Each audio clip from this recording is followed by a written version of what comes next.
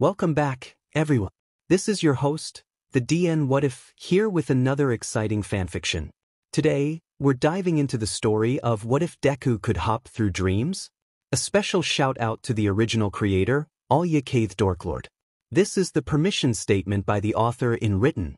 Please make sure to show your support by checking out their work from the description. If you enjoy this video, don't forget to hit that like button and subscribe for more fanfiction content just like this.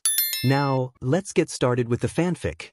At age 4, Midoriya Izumi fell asleep and into a world unknown. She opened her eyes, blinking at the void that surrounded her. The dark, glassy world in which nothing existed but her, with her messy green and black hair and freckles, and the smooth, flat surface on which she sat. Lost and confused, she called out, "Hello?" Wherever she was echoed back strangely, like it knew what she was going to say before she said it. "Hello." She tries again, a touch louder. Still nothing but strange echoes. "Mama?" She asks the dark silence, curling in on herself. "I don't want to be alone." A light shimmers out, sparkling in the darkness. The young girl jolts away in shock, before moving slightly closer. The small ball of light, a shimmering green, and somehow familiar, simply floats there, a few feet above her reach. "Hello," she whispers, reaching out. "Who's there?" "I can hear you." The ball of light does not respond. She continues reaching anyway, despite it being far from her hands. "Please come down here," she begs, eyes watering as any young child's do when they want something. The light did nothing. "Please, The girl began to float, rising from the floor and upwards. Flailing her tiny arms did nothing, nor did shouting. So she did the first thing she could think of, and latched onto the light. In a flash she was somewhere new. "Fin!" She shrieked and thumped down onto the ground, limbs splayed out beside her. At least she wasn't floating anymore. "I want to go home," she whimpers, clutching at the grass. "Izumi?" The young girl looks up at the sound of her name, squinting through tears.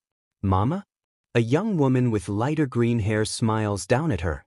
She wears a pink sweater and a brown skirt, and she has the same round, kind face as her daughter. "Izumi, why are you crying?" "It's beautiful." "Mama." She jumps forward, latching on to her mother's leg. "Mama, it was dark, and then there was a light, and then I started going up, and it was scary." "Whoa!" Her mother yelps, trying to balance before she kneels next to her daughter. "Izumi, it's all right, you're safe. It was probably just a bad dream." Izumi sniffles and holds her tighter. "Where are we?" Her mother looks around. "You know, I'm not quite sure. But it's beautiful, isn't it?" It was beautiful. They sat on a grassy green hill, alone, a blooming cherry tree above them and a sparkling sea below. The sun hung low in the sky, the colors it had painted vibrant and proud in the sky, like a raging flame. Above the edges of the color, where it had burned itself away, a shimmering expanse of stars hung against an inky black sky. The whole image panned out before them, unhindered by laws of nature, perfect and immovable. Unrealistic. Of course, Izumi never noticed. She was a child, and this place seemed much nicer than where she was before, so she snuggled into her mother's side and watched the frozen sky. They sat there, almost as motionless as their surroundings, for hours. A happy family, despite missing one member. Oh well, he isn't ever around anyway. Suddenly the painted, immortalized sky blinks, slivers of white darting across it. "Mama?" Izumi panics, looking up at the sky. "Mama, what is that?" Inko blinks. "What is what, dear?" The white spreads faster, as if reacting to the panic. The things, they dash." Izumi blinks, staring up at them. "They want me to go away."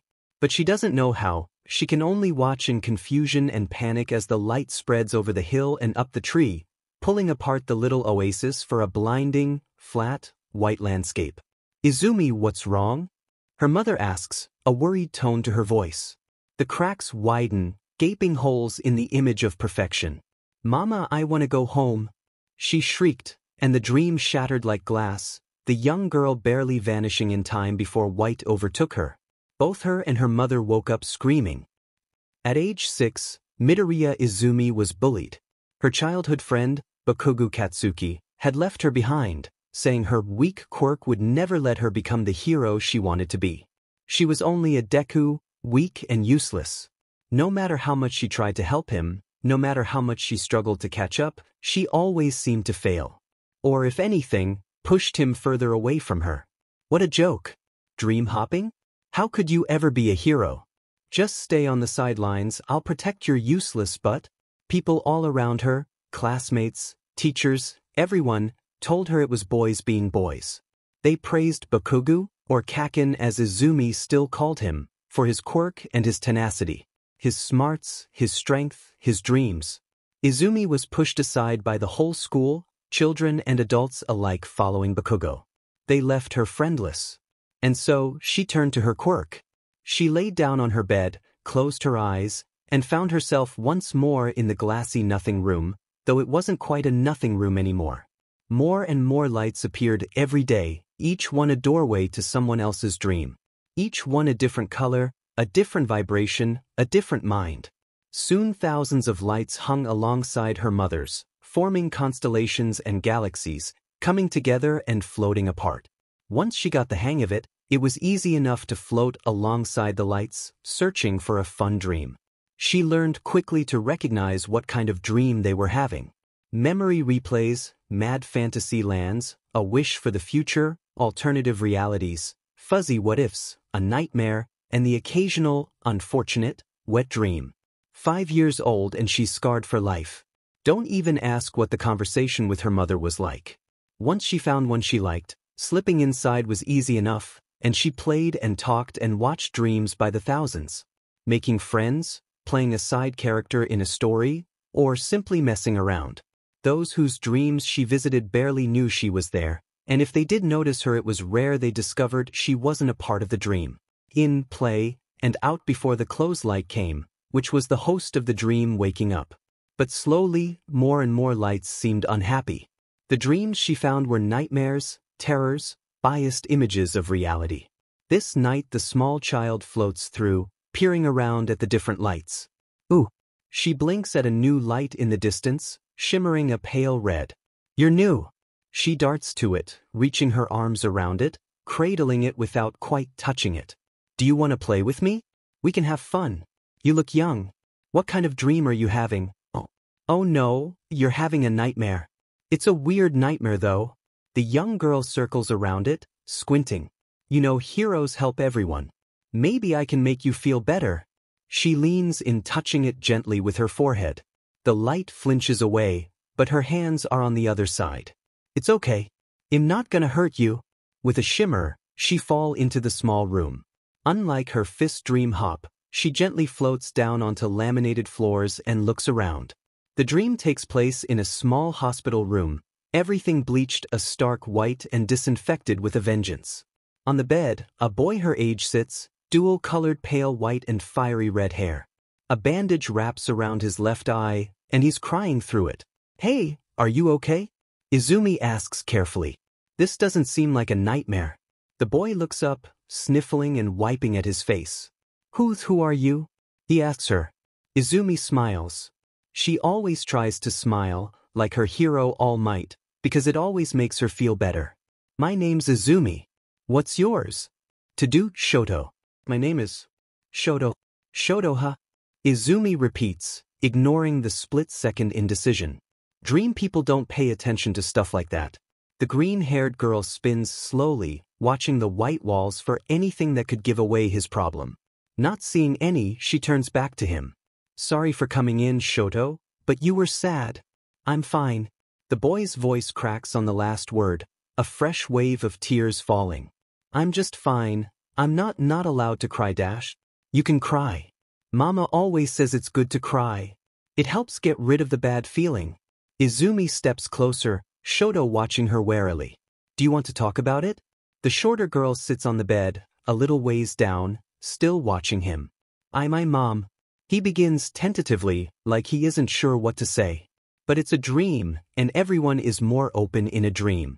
She was forced into a quirk marriage with my dad, and he made her go insane. She poured hot water on my face. Another sob slips out, and a small hand touches his bandages. She's in the hospital, I didn't even get to say goodbye. And I'm not allowed to see her, and she's hurt, and he doesn't even care. At this point, he's shouting, words echoing around the quiet room. I just wanted to see her. He mumbles. Izumi stares, hands over her mouth and eyes watering as well. I'm so sorry. Can I give you a hug? The boy awkwardly nods, and she wraps her tiny arms around him. I'm so sorry. They sit there, arms around each other, crying together. Izumi will come back another night and talk, but right now Shoto just needs a shoulder to cry on. And in Izumi's head she promises herself that she will be that shoulder for Shoto, and for as many people as she can. The clothes light comes too soon, snaking over the walls and floor. Izumi watches it warily before pulling back. Shoto, I need to leave now, she says quietly. Shoto looks up. Leave? Izumi smiles sadly. You're waking up. I can't stay, I'm sorry. Waking up? Wait, but Izumi is gone. A nothing but an imagined ghost. Back in the dream room, Shoto's mind light closes off. No dream to bend reality and allow his mind to accept her. Izumi holds it carefully against her chest. I'll help you, Shoto. When Midoriya Izumi was 8, she was getting good at the whole dream thing. She floated through the lights in her dream room, which cheerily blinked at her, as though their owners knew she was there. But instead of her first few years of idle playing, the young girl didn't look for happy dreams. She found nightmares and insecurities, and did her best to help. She acted as a kind of dream therapist, healing and reassuring hurt minds. She almost never got any thanks, but she didn't need them. She was her own kind of hero, after all. Happy, memory, happy, oik, why do people dream about that nasty stuff? Happy, Izumi rattles off, going through the room and rattling off the dreams. Happy, madhouse, nightmare. She stops at the nightmare one, small and golden. A bad nightmare and a memory warp. Those are really bad. A small hand reaches out, and she whispers softly to the light. It's okay, it's okay. It's just a dream. Whatever happened can't hurt you anymore. A gentle touch and she falls in. The very first thing she notices are pulverized city streets and blood-red skies. Both are so common in dreams like this, she's grown used to it. Yet none she's seen before are quite as sharp. The smell of shattered pipelines and the gentle feel of dust against her skin are defined, ingrained into this dreamer's mind. Well, it is a memory, Izumi mutters to herself. And a really traumatic one, apparently. She takes a few steps, searching for the person she came to help. Spotting a prone figure on the ground, she walks over. It isn't the dreamer. Blood seeps from beneath the skull, body twisted, half-closed eyes staring unseeing through the dusty air. The body is dead, nothing but a prop to this dream. It's likely that this person's self in the waking world is as dead as their placeholder. Izumi shivers and gently closes the eyes before stepping away. Now that she knows what to look for, more and more bodies can be seen, trapped beneath rubble or thrown to the side of the road. She follows them to the part of the dream with even more gruesome detail. The dream leads her to what was a city square, a statue that used to stand tall in pieces across cratered cobblestone. More dead lay across the square, blood seeping through the cracks in the stone. On one of the statue's broken arms, a man sits. He almost looks like one of the corpses at first, skeletal body, straggly hair and dark sunken eyes covered by blood and bruises. But he still sits, alive, looking out at the destruction. His eyes turn to Izumi. She definitely looks out of place, not a speck of blood or mud on her form. She isn't broken as everything else is on this landscape. After all, she is only visiting. They stare at each other for a few moments. What the heck? Izumi giggles at the man's reaction, coming closer. Hi. Having a nightmare? The skeleton man looks around. I think so? He seems confused and honestly, Izumi doesn't blame him. She clambers onto the statue beside him, perching nearby so she doesn't have to shout. It's okay. Sometimes it's hard to tell dreams from reality. Izumi says. It just seems so real, like you're actually back to wherever this was. The skeleton man nods, deep in thought. After a few moments, he begins talking again. If this is a dream, I take it you're not part of it? No, I'm not. It's my quirk, dream hopping. She explains. And, well, telling what kind of mind state people are in, and what kind of dream you're having, like how right now it's a memory replay warp, Izumi trails off.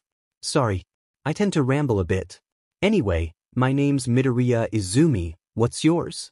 Yagi Tashinori. The man frowns. If you know this is a memory, aren't you curious what happened? One of his bony hands goes to the front of his shirt, over his stomach. Izumi pretends not to notice. Well, of course I am. But it's your dream. I can tell you had a bad experience here, and I thought you maybe wanted to be distracted from it. But you haven't told many people about this either. Yagi sighs. Oh. It was kept secret. All these people could, because I wasn't fast enough. Izumi looks across the ruined town. Bloodied bodies, homes, shops, schools, all destroyed. You're a hero, huh? She murmurs. You know, I've met a few of you in dreams. They're all some kind of variation of this. All the people they couldn't save, all the things they could have done. They've saved so many people, though. She trails off.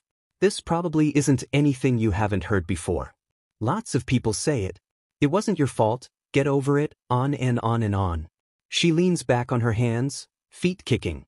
It doesn't work like that. Brains don't work like that, bodies don't work like that. Would anyone walk up to someone who was stabbed in the leg and go, "It's all in your leg"? Yagi snorts. I've never seen that happen. Izumi throws her hands up in the air. Like, yes, it's all in your head, it's a mental illness. You can't just tell someone to feel better. You're really annoyed about that, huh? Izumi sits back up, frowning. Yeah. Everyone blames everyone and doesn't look and see if the heroes need help, or if people are traumatized. It's just really sad. Yagi nods. It's always been like that. Izumi shrugs. Doesn't mean it can't change. Speaking of change, actually, she reaches out her hands, stretching them over her field of vision. Slowly the blood-red sky lightens and turns blue, cracked asphalt and stone turning to rolling green hills. Small white flowers spring from puddles of blood, their center the same deep red. Even heroes need a break, Yagi-san. Izumi says, offering him one of the white and red blooms. Sweet dreams? The skeleton man blinks at the change in scenery. I thank you, young Midoriya. Izumi smiles softly. You're welcome. When Midoriya Izumi was 10, she met a strange man. It had started off with just another dream visit. The small child floats through the dream room, peering around at the different lights. Okay, Miss Yamafa looks better, and Mr. Heyman looks good too. And dash. And then she saw a new one. It shimmered with 1,000 colors and vibrations, millions of voices, 100 different trains of thought. Yet through all the noise, it was cold, uncaring. The young girl floated to it, stopping further away than she usually did. Almost like it was pushing her away. Wow. Izumi muttered, circling around it, keeping her distance. Maybe a mind quirk? They always seem to be confused and all over the place. Who even knows what mine would be like? Or maybe they're just really stressed. Why is it cold though? Normally they have a little bit of warmth. The girl mumbles on, different possibilities thought up and then discarded in moments. She's grown a pretty bad habit, but minds are funny things and in the dream room she can't exactly not say her thoughts out loud. The weird echoes are always there. Finally she stops mumbling. Well, you're obviously going through a lot if you are yelling that much. I'll help. And she travels the final distance to the light, laying a hand against the burning cold. Gently floating down into the dream, the young girl looks around. 2 young men stand with her, staring each other down, shouting over each other. An argument, something Izumi is very used to. A memory replay? Izumi murmurs.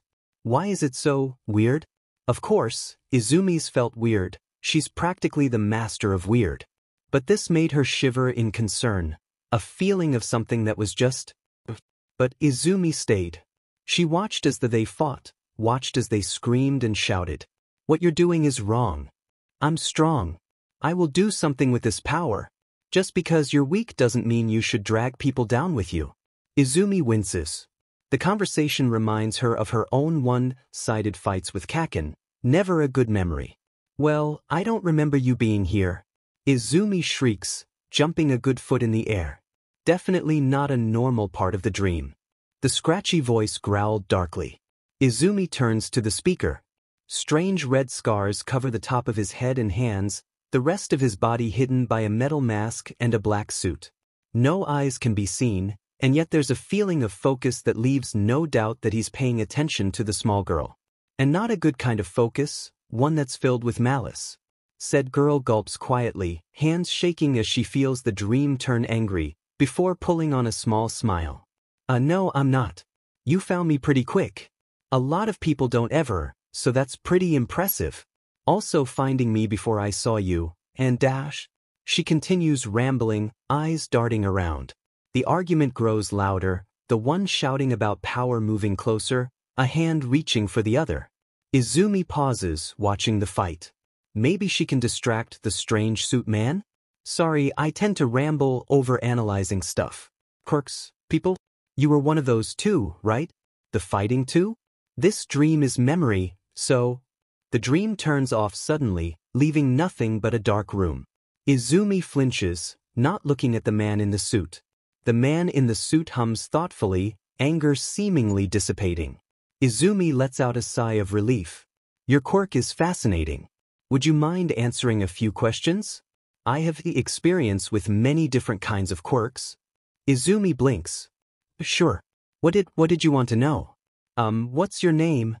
The man in the suit tilts his head just slightly. You may call me Sensei. Now your quirk. Explain it to me. Well, I can enter dreams, Sensei. I see what kind of dream someone is having, and if it's a nightmare I try to stop it. I can manipulate dreams a bit, turn nightmares into something good. Maybe I could turn good dreams into nightmares? I've never tried, but probably. Sometimes I can tell where a person is while they're awake, or what's happening to them in real life. Not always. I can tell when someone is about to wake up, so I can leave before then. Their light gets closed off then? Sensei interrupts. Their light? Izumi blushes. Oh, mine's look like lights to me, and when the person is asleep it's open, and when they're awake it's closed. I can't get in easy, it hurts the person. Sensei raises a scared hand to where his mouth would be under the helmet. So when someone is asleep they're an open book, and awake you need to force it. What a fascinating and useful quirk. You are rather intelligent, to have figured it out so young. Izumi shivers. I don't really go in when they're awake? Sensei turns back to her. What is your name, Miss Brainhopper? Izumi frowns. Midoriya Izumi. Why? Midoriya? Sensei, he sounds surprised. Yes? Interesting. Confused, Izumi almost misses the shattered light. Oh, I need to go now. You're waking up, Sensei hums. You did mention you could tell, I suppose. Well, I look forwards to seeing you out there, Midoriya. Bye. She chirps with relief, and leaps back into the dream room. Wait out there? But her voice echoes in an empty room, the light before her closed off. Well, hey, maybe I should visit Shoto. And with that she floats off to the boy's mind, leaving behind the strange man who called himself Sensei. When Midoriya Izumi was 11, her life was destroyed. It was a normal summer day, Izumi taking notes on the latest hero battles she hadn't seen yet while her mother washed dishes. The announcer was showing a clip of Manuel evacuating a burning building when he was interrupted, a panicked intern flitting on and off screen with a sheet of paper. The announcer pales and grabs his microphone. This just in, the villain known as the Dragon has escaped jail and is currently on the run. Be on the lookout for dash. Something shatters on the floor behind Izumi.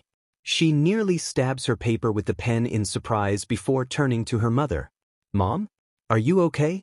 Inko has turned pale, hands over her mouth, wide eyes focused on the screen. At her feet lay the shattered remains of an old glass. Mom? Izumi pushes her notebooks away, hurrying to her frozen mother. Mom, what is it?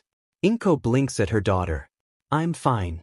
Really, Izumi, She looks to the floor, shattered glass twinkling up at her. My fingers slipped. Clean that up, my goodness, look at the time. Off to bed with you.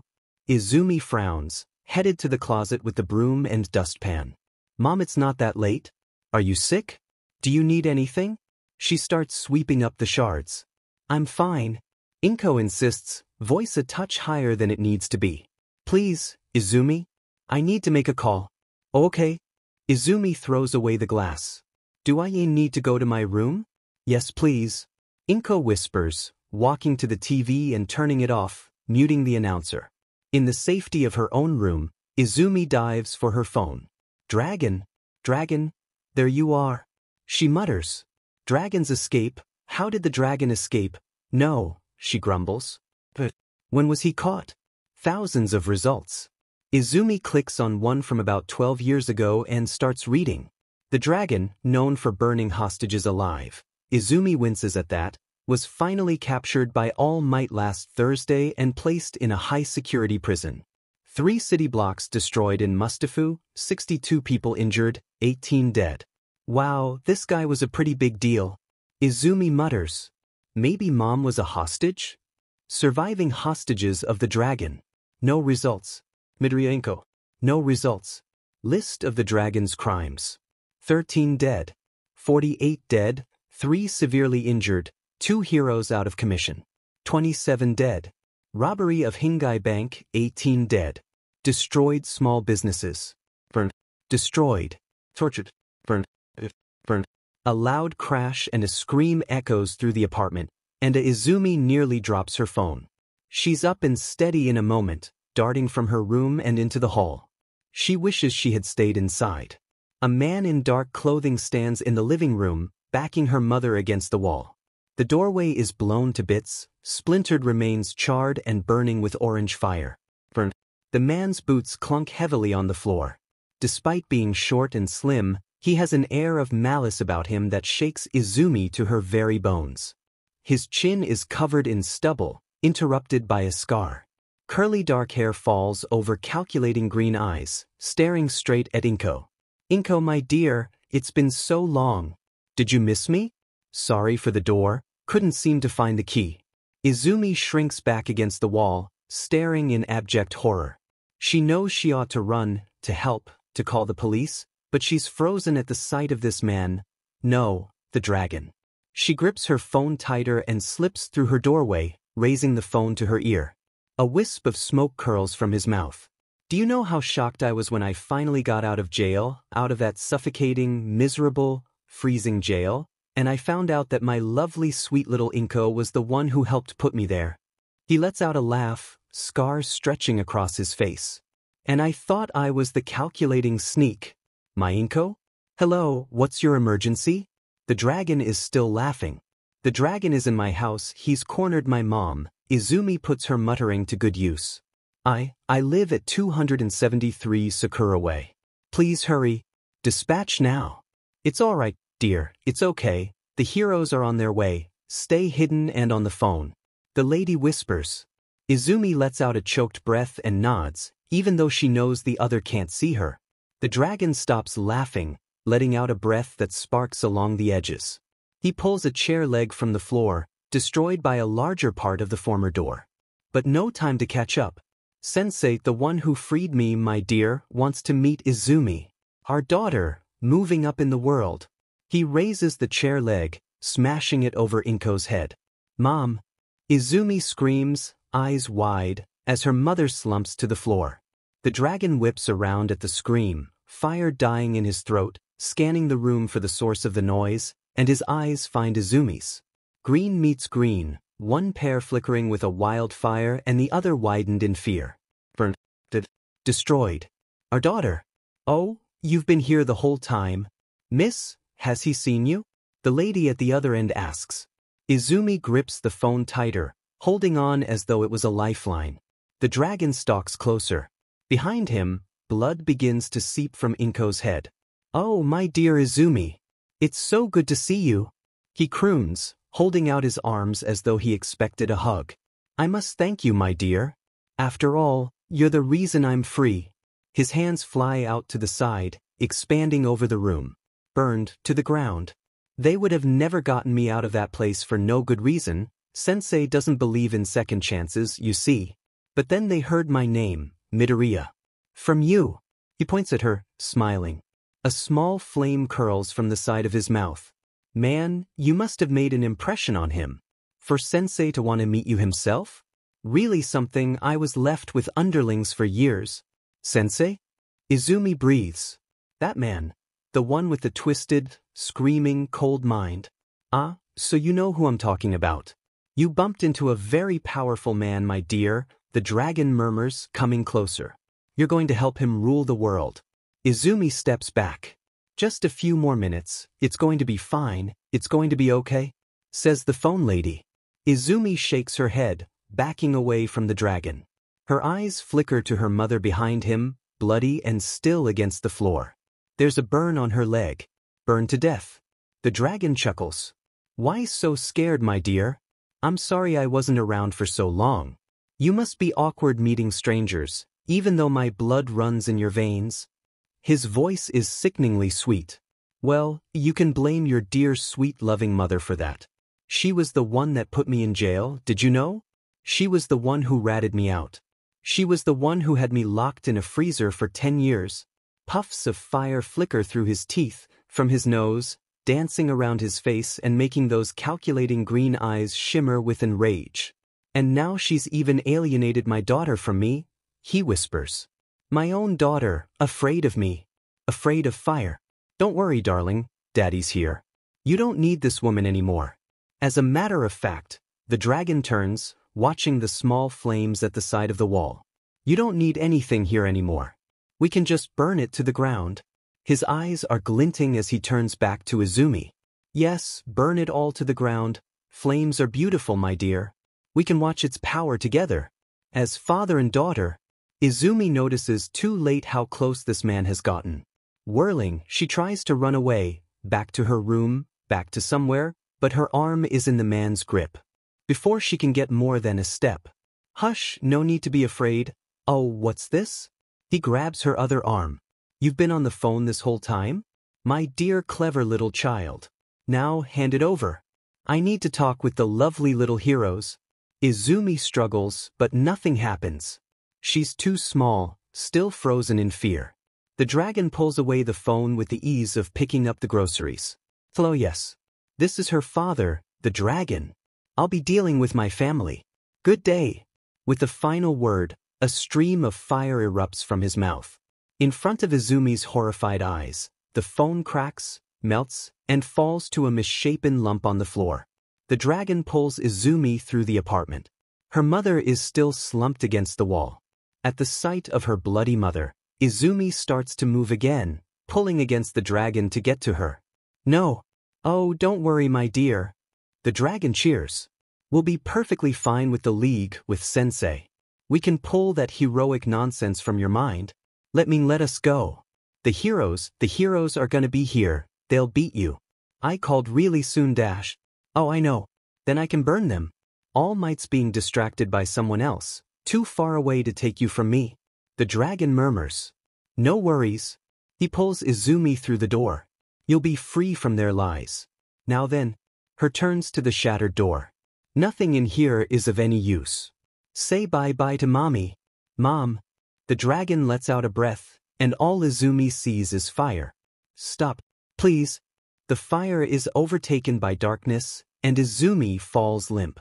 The glassy darkness of the dream room is usually familiar, comforting, but now it is screaming.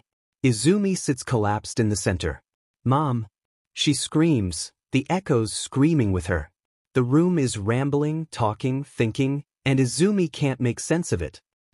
Destroyed. Burning. Melted. Father. Daughter. Stop thinking. Stop thinking. It hurts. Izumi shrieks. The room echoes her voice. The voice is only growing louder. She looks up, around at the lights. They flicker with her, sensing her panic. They'll be hurt.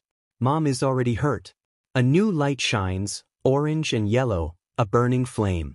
And it is mad. Utterly insane. Wrong, on so many levels, the same way Sensei's was wrong, but without anything holding it back. The fire feeds upon madness, takes joy in it. The ball of fire like my house, like my mom. Izumi reaches out to it. So when someone is asleep they're an open book, and awake you need to force it? Stop. She grabs the light and pulls. She forced herself into the mind, ignoring the burns trying to wake her up and her instincts screaming at her to stop. Stop hurting my mom. Something shatters into a million pieces, And Izumi is in.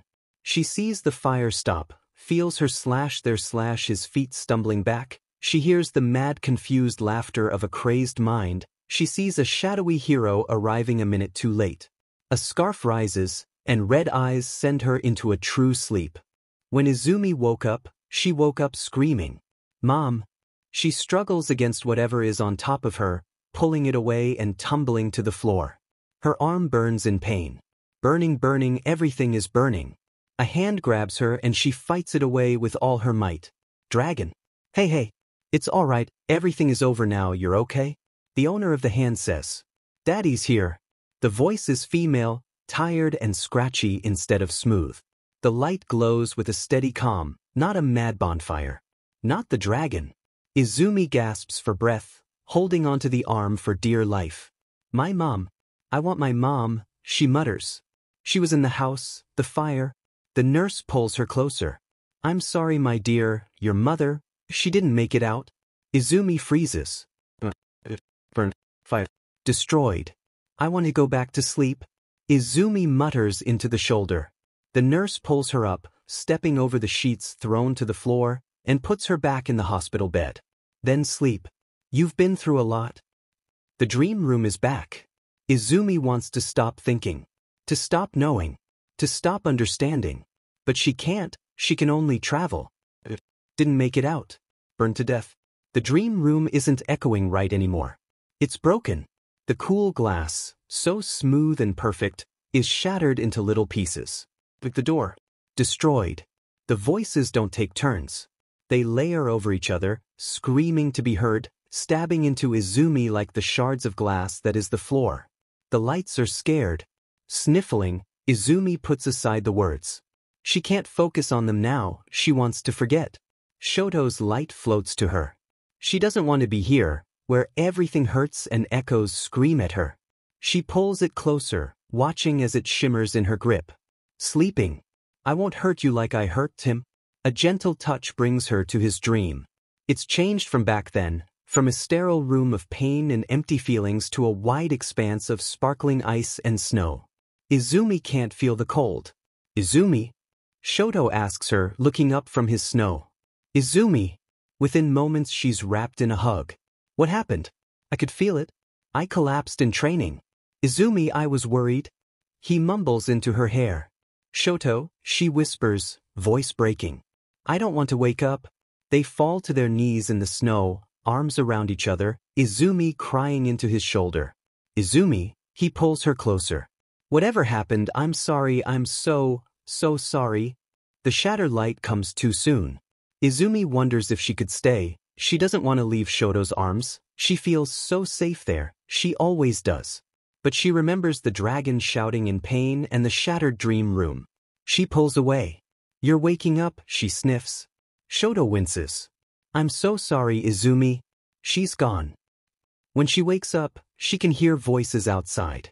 She needs time to rest, she only just woke up. I'm sorry, but we need information. The dragon is targeting people and we need to know why. Izumi puts her head in her bandaged hands, covering her ears and not giving a second thought to why she looks like a mummy. Too loud, the lights are wait, lights? She looks around, confused. Through the door she can see the arguing people, the nurse and two officers. One is trying to calm down the other, but to no avail. But Izumi isn't looking at them exactly. Izumi is focused on the lights that shine from each head, lighting up through the skull. My lights. But this isn't the dream room, shattered glass or otherwise, or a dream of any kind, where she can't see them anyway, so why can she see them? She's confused. She wants her mom, she wants to go home, and she wants these dumb bandages to stop itching. She wants things to make sense again. She was just attacked by a villain notorious for leaving no survivors. And he's after others. A fourth person joins the group. He has black hair and wears a ridiculously huge scarf, and really looks like he wants to smack the officer. She's a kid. Leave her alone. A child of a villain, if what he was spouting was correct. The angry officer hisses. His light flares. Fire. Daughter. Father. My dear. The thoughts come without being bidden, screaming into her mind. Stabbing like the shards of glass, cracking what little is left, and she screams. The four people whip around, shocked at the sudden noise. What the dash? The nurse darts into the room, the three behind her close on her heels. She kneels by the bed, reaching out a hand. Sweetie, what's wrong? Are you hurt? She asks, concerned. Izumi forces herself to stop screaming, bracing against the pain, holding on to the sheets for dear life. Gasping, she tries to explain, but nothing comes out but broken, shattered, quirk. Then the scarf man's eyes flare red and her mind is silent. Blissfully silent. No stabbing glass, no screaming thoughts, and the lights are gone. Izumi tries to catch her breath, blinking in confusion before looking at the man with the scarf. His hair is floating gently in the air, and his eyes are the glowing red that knocked her out of the dragon's mind. His quirk stopped hers? Thank you. She whispers carefully, trying not to let her voice crack. The man nods. Can you handle it? Izumi bites her lip. I can try. She knows this hero. Eraserhead, the underground hero that can take quirks away with only his eyesight. But she knows it's got a time limit. Even if she's expecting it, the return of screams and shards leaves her wincing and trying not to let out another scream. She mutes it to a whimper, squeezing her eyes shut as Eraserhead's hair falls back down and his eyes close. Burning. Fire. Destroyed. You good? Izumi winces at the voice. Even with her eyes closed, she can tell it's the scarf man. His mind is closer than the others. All of them are laced with concern and other emotions. The nurse seems angry this happened to her patient. The angry officer is impatient. The calm officer is glad she stopped screaming. Every emotion they feel, she can tell, but she doesn't want to, and it's seeping through the cracks anyway.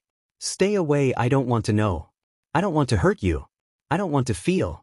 Izumi takes a deep breath and stops thinking. She opens her eyes to see the lights. They hurt. It hurts. A lot. Scarfman nods.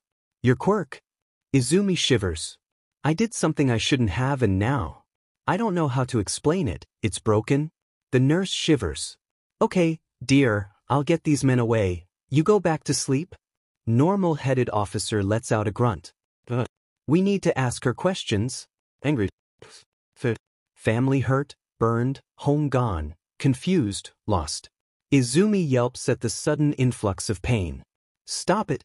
Stop thinking. I'm sorry. Eraserhead's quirk goes off again, and the shards go away. Izumi is left breathless, nails digging into her palms. Easy, kid, easy. What's your quirk? We can get rid of the triggers. He says quietly, seeming to pick up on her reactions to shouting. Dream hopping? No, that's not it anymore. I can see it now. The lights and Izumi doesn't know anymore, doesn't understand what's happening. She just wants it to go away. Triggers. High emotions. Minds. Memories. She whispers. Please don't get angry. The nurse nods. She knows what to do now. Officers, leave. You're upsetting the patient. We aren't just gonna dash. Izumi is very glad her quirk isn't on right now. Even so, she inches away from the angry voice. I'm sorry, I can't help. She whispers, and feels her eyes begin to burn. I'm sorry. Kid, I gotta let go. Izumi nods, bracing herself again as he closes his eyes. Burned, shattered. I'm okay. I'm okay. Hurts. She mutters. Please don't go away. Scarfman nods. Right here, you just tell me when you need a break. Calm officer practically drags the other from the hospital, and she can feel them go, thousands of other minds along the way. She shivers again. The nurse takes a deep breath. Miss Midoriya, this is Dash. Eraserhead. Izumi smiles shakingly. I know a lot about heroes. Oh. The nurse looks conflicted. Izumi feels her mind, going 1,000 miles a minute, talking, wondering, thinking. She shakes her head, trying to clear it. Depressed. What happened? Izumi asks tentatively, unsure if she wants to know. The nurse bites her lip and turns to the underground hero, who looks decidedly uncomfortable. Are you sure you want to know? Yes. Izumi's brain screams no. No, she does not want to know, she wants to pretend nothing happened. It was a strange hallucination. Her mother is safe, everything is fine. Tell me. The dragon burned your apartment and everything in it to the ground. Eraserhead states bluntly. The nurse gasps and flaps her hands at him, but he continues. You collapsed in his arms and he freaked out, clutching at his head and screaming. That made him drop you, which is why you're a bit sore. Light burns along your arms and back once his quirk came in, still not in control. The dragon escaped once he recovered, and we haven't seen him since. No idea what the screaming fit was, but it may have saved your life. Erase her head. The nurse hisses. She's young, you can't just dash. Izumi's whimpers cut her off, the blinding pain back again. Burned to the ground. Eraserhead's eyes flash, and the shards are gone, leaving her to cry softly. Thank you. I dash. You don't leave poison in a bite, you get it out. I need to tell what happened. I think I can explain the screaming fit. Can you get it to the officer? Izumi asks weakly. Eraserhead blinked in surprise. You sure? Burned houses, family gone, burned, destroyed, dead. Yes. The nurse shook her head. Absolutely not. Your mind is in a weak state and it will only get worse. Eraserhead should have never dashed. My quirk is mind-hopping. Izumi interrupts. At first I thought it was only dreams, but I entered the dragon's mind while he was awake. That's the dumb thing I did. Eraserhead nods. Overused quirk. I used it to visit people who were hurt, and I fixed their nightmares if I could. I know a bit about this. I know I can't. She picks at a bandage. I can't just ignore what happened. I need to tell you the basics, at least. I promise I won't go too far. The nurse frowns but looks resigned. Izumi takes a deep breath. Keep it together. Just for a bit. You can break down as soon as they know what you did. A few months ago I found a dream with a man who called himself Sensei. He was interested in my quirk. Called it useful, asked if I could go further. Or cause pain. I should have left, but I didn't. I told him my name on accident. A tear falls onto the white cotton. The dragon. His name is Midoriya Hisashi, isn't it? She sobs. He's my father.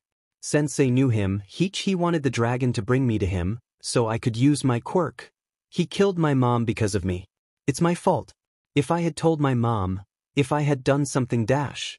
Eraserhead lays a hand on her arm. No. It's not your fault, it's never the victim's fault. You were trying to help and he took advantage of you. Izumi just keeps crying.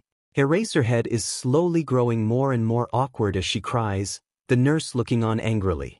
Eraserhead, this is exactly why I didn't want dash. It's good to cry. Izumi whispers. You can't just bottle it up or you'll explode. Mom dashed, her voice shakes, but she keeps going. Mom always used to say that. And so she cries, just like everyone she's helped in dreams. If only I could have my own dreams. She muses as she falls back into the dream room, the weight of a hero's hands still on her arm. If only this was one of them. You failed? The dragon scowls, glaring at his beer. She called the heroes. I was caught off guard by her attack, which I was not informed she was capable of, and then that damned undergrounder came out of nowhere. The pale man he's speaking to huffs through the severed hand on his face. The important players always have a special move. Yeah, well, she was an 11-year-old kid whose quirk was only supposed to work on sleeping people. A pawn for your sensei and a family for me. He gulps down the last of the beer in his cup, waving for another. The man with the hand snorts. A family? What about that woman, then? Flames curl from the dragon's mouth. Inko betrayed me. I would have been in that ice cube for years because of her. She turned our child against me and threw me away. It only made sense I did the same to her. Harsh, mutters another patron. Both men glare over at him, and he shuts up. Turning back to his beer, the dragon sighs. And now you won't even let me out to look for her. His knuckles turn white on the handle of his mug. I want to find her. I want to know my daughter. But I can't, because laws and useless lives that I snuffed out years ago. Quit pitying yourself. You failed, game restart. Sensei will find a use for you soon enough. Keep those heroes on their toes. Keep them on their toes, eh? He smiles, finishing his second drink and pulling out a cigarette. Fine by me. I want to light the world on fire again. His eyes light up, seeing flames that haven't been lit yet. And I'll show my little Izumi how prettily it will burn. The fits got worse. All it took was one errant thought, one emotion, louder than normal, to send her into a screaming session or a fainting spell. Sometimes, Eraserhead was there, and he definitely made more stops at the hospital than normal. But he was still a hero, and had places to be. He had a home. So sometimes Izumi had to ride it out herself.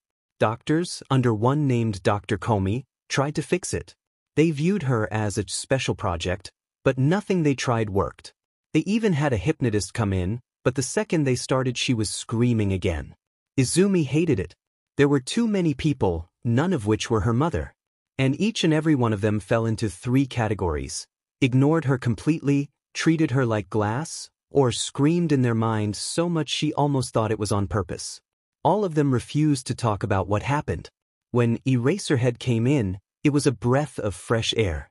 Shards gone, if even for a moment, but he didn't act like she was going to break at any second. He sat there quietly while she cried and didn't treat it like a fit.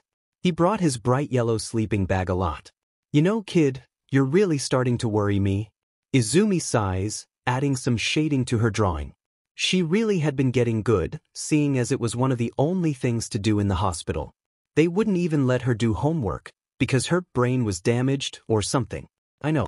I'm sorry I'm keeping you from your job. Eraserhead only shrugs. I work at night mostly, you're giving me an excuse to laze around. No one bothers me so long as I'm here. Izumi giggles at that. Outside, 3 doctors run past, on their way to a new patient.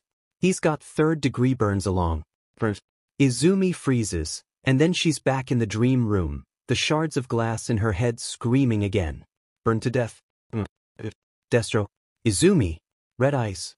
Izumi wakes up in relief, knowing that was a big one. She just doesn't understand.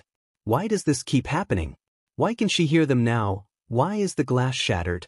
She had always taken that for granted, a normal piece of the dream room. It means something, she knows it does, but she doesn't know what it is. You're muttering again. Izumi looks up.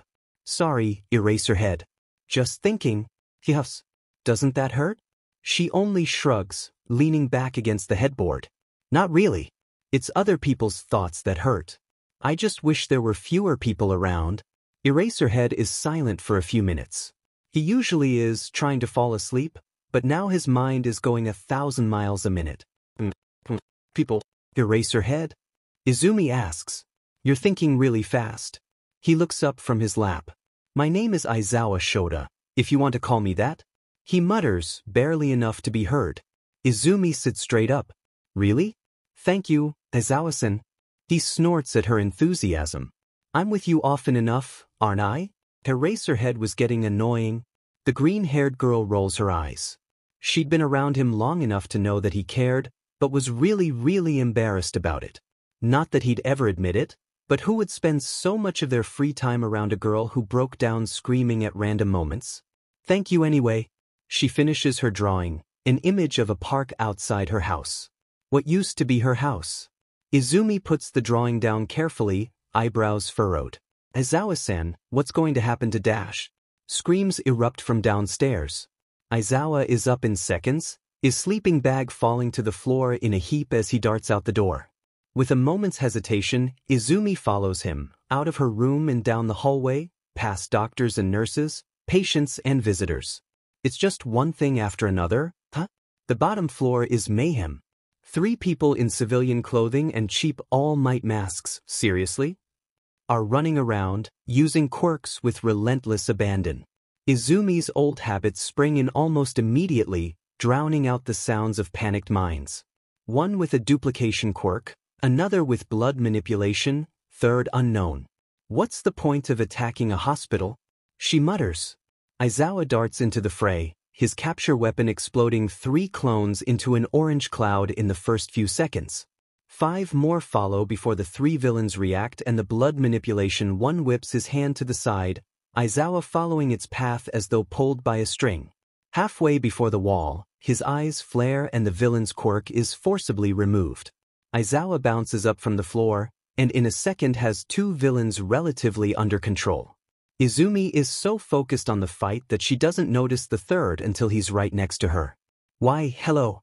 She shrieks, jumping to the side and tripping over her own feet. Her concentration is gone, and in its absence comes the screaming of panicked people. So many of them. Why here? Mama. Izumi collapses, nothing to hold her up. The villain cackles. The dragon chuckles. Well, look at you. Smirks. His mind is haywire, mad, everywhere, hurts more than it has any right to. Izumi's hands are clamped onto her head, mouth open in a silent scream of agony as the tears stream down her face. Daddy's here, my dear. Your mind doesn't even need breaking. Please, no, stop. It's already shattered. Shattered. Destroyed. Splintered. Something is in her mind. This man's mind is pulling at the shards, moving them aside, slipping past, poking the lights. Oh, you got an interesting quirk, girlie. The villain cackles, and through Izumi's hazy pain she can see him plunk down in front of her. Wonder what happens if I grab one. I could feel it. I collapsed in training, that's what Shoto had said.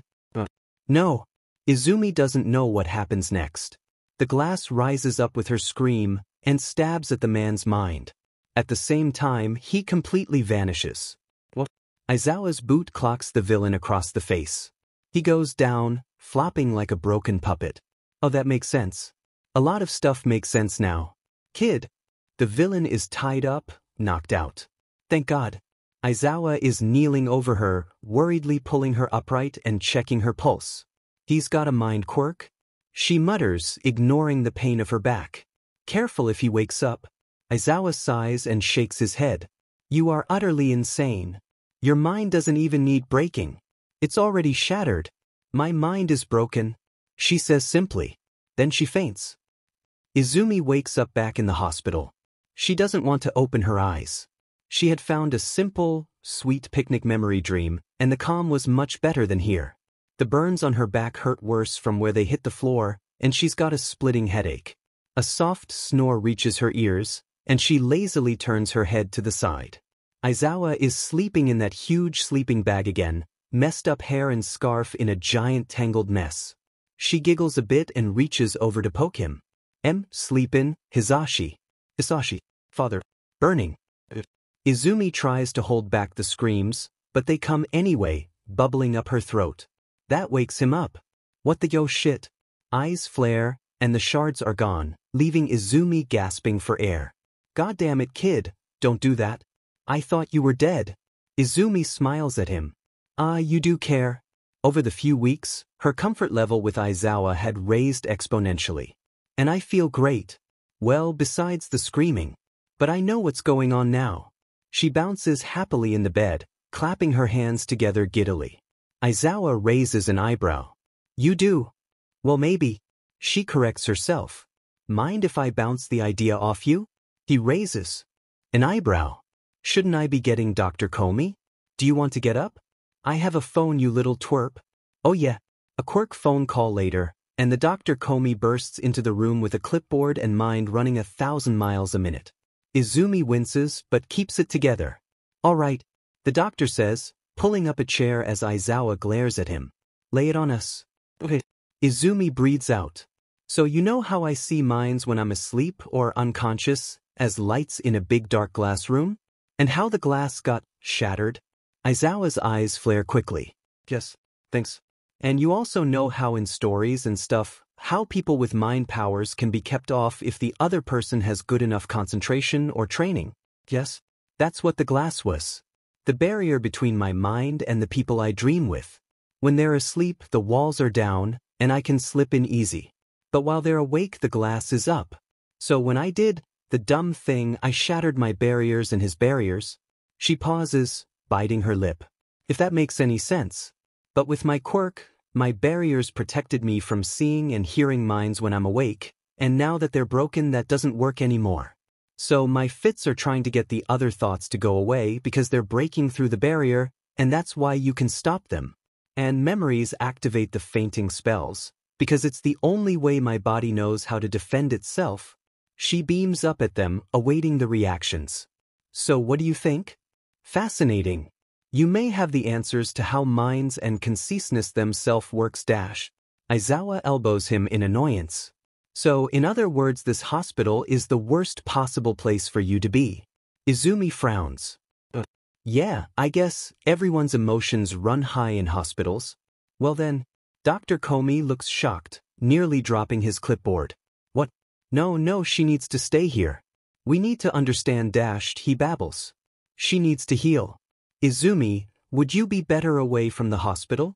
Izumi nods. I really think so, doctor.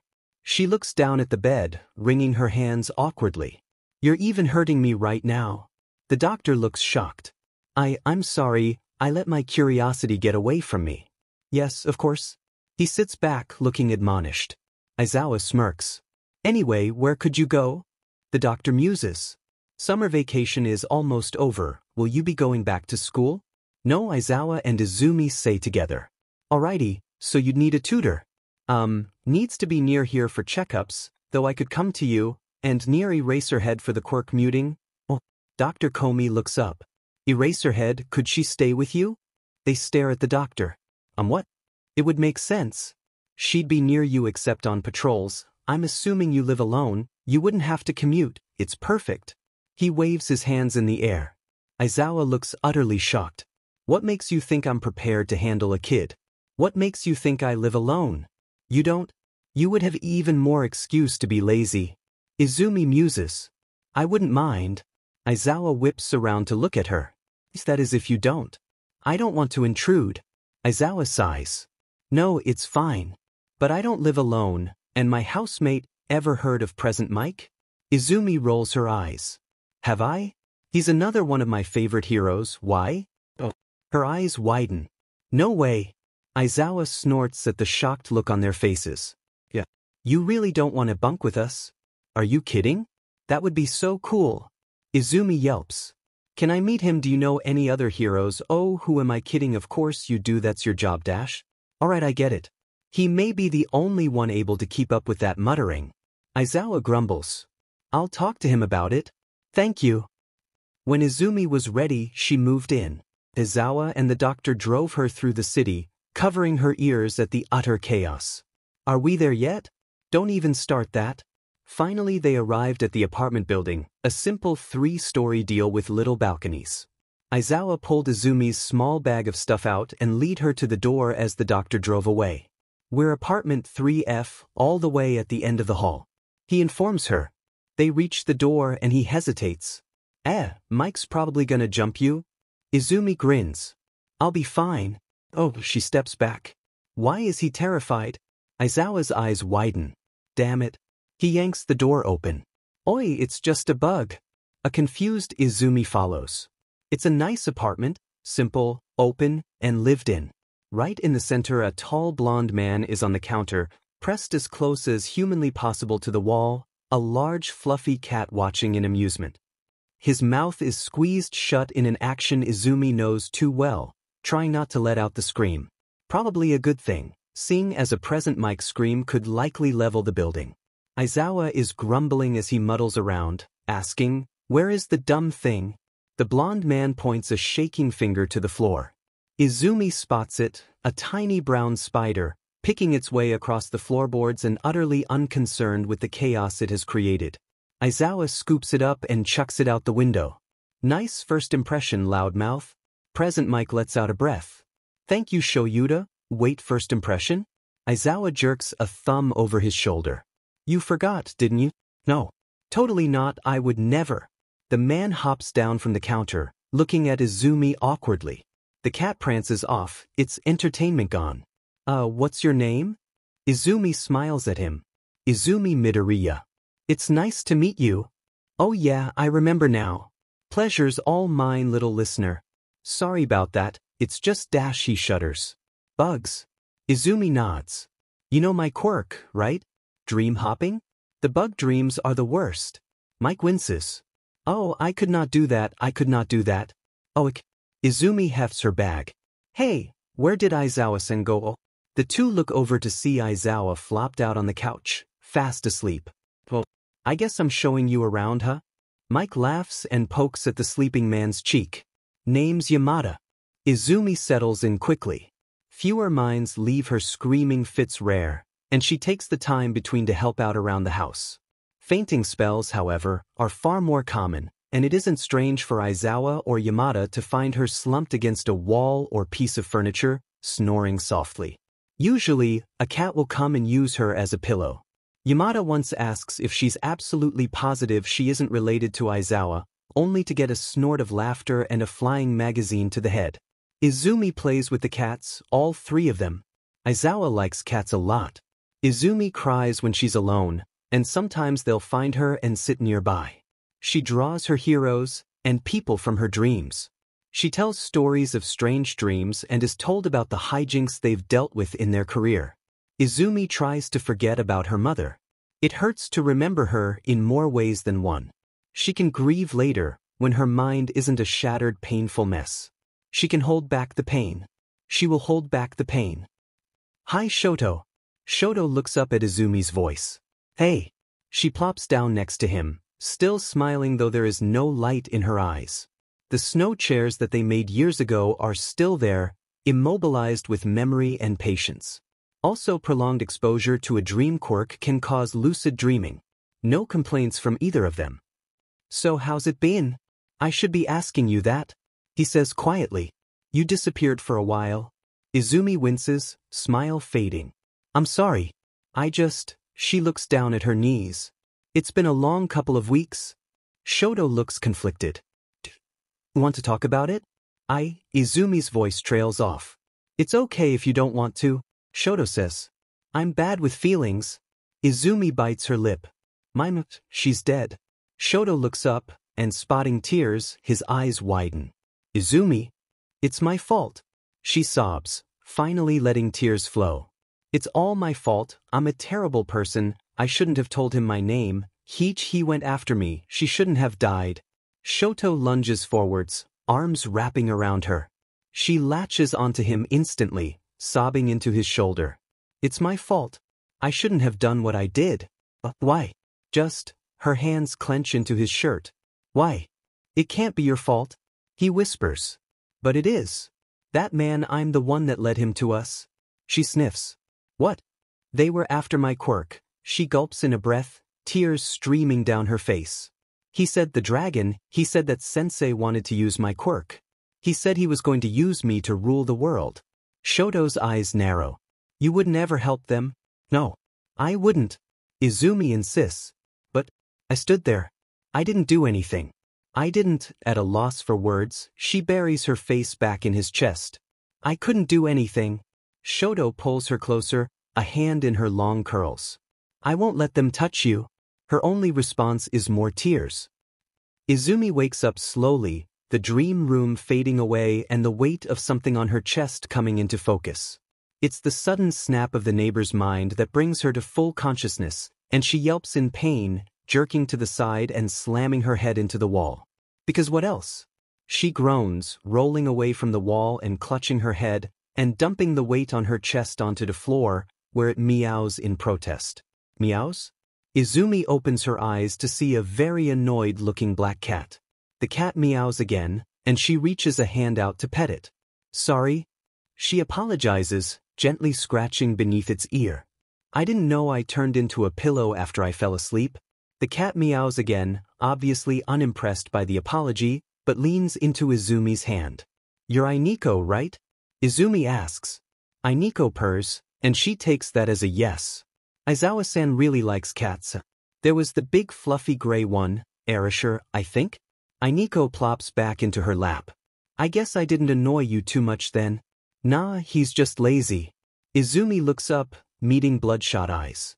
Hello, Aizawa-san. How was patrol? I want to die a painful death, he says, dropping his goggles and collapsing onto the floor next to her. Ainiko cracks one eye open, decides nothing interesting is happening, and closes it again. Izumi thinks for a moment. But Yamada-san is making dinner tonight. I hate that gives me hope. He grumbles, voice muffled by the floor. His hand reaches out, petting Ainiko, who purrs at all the attention. I see the cuddle monster has found a new victim.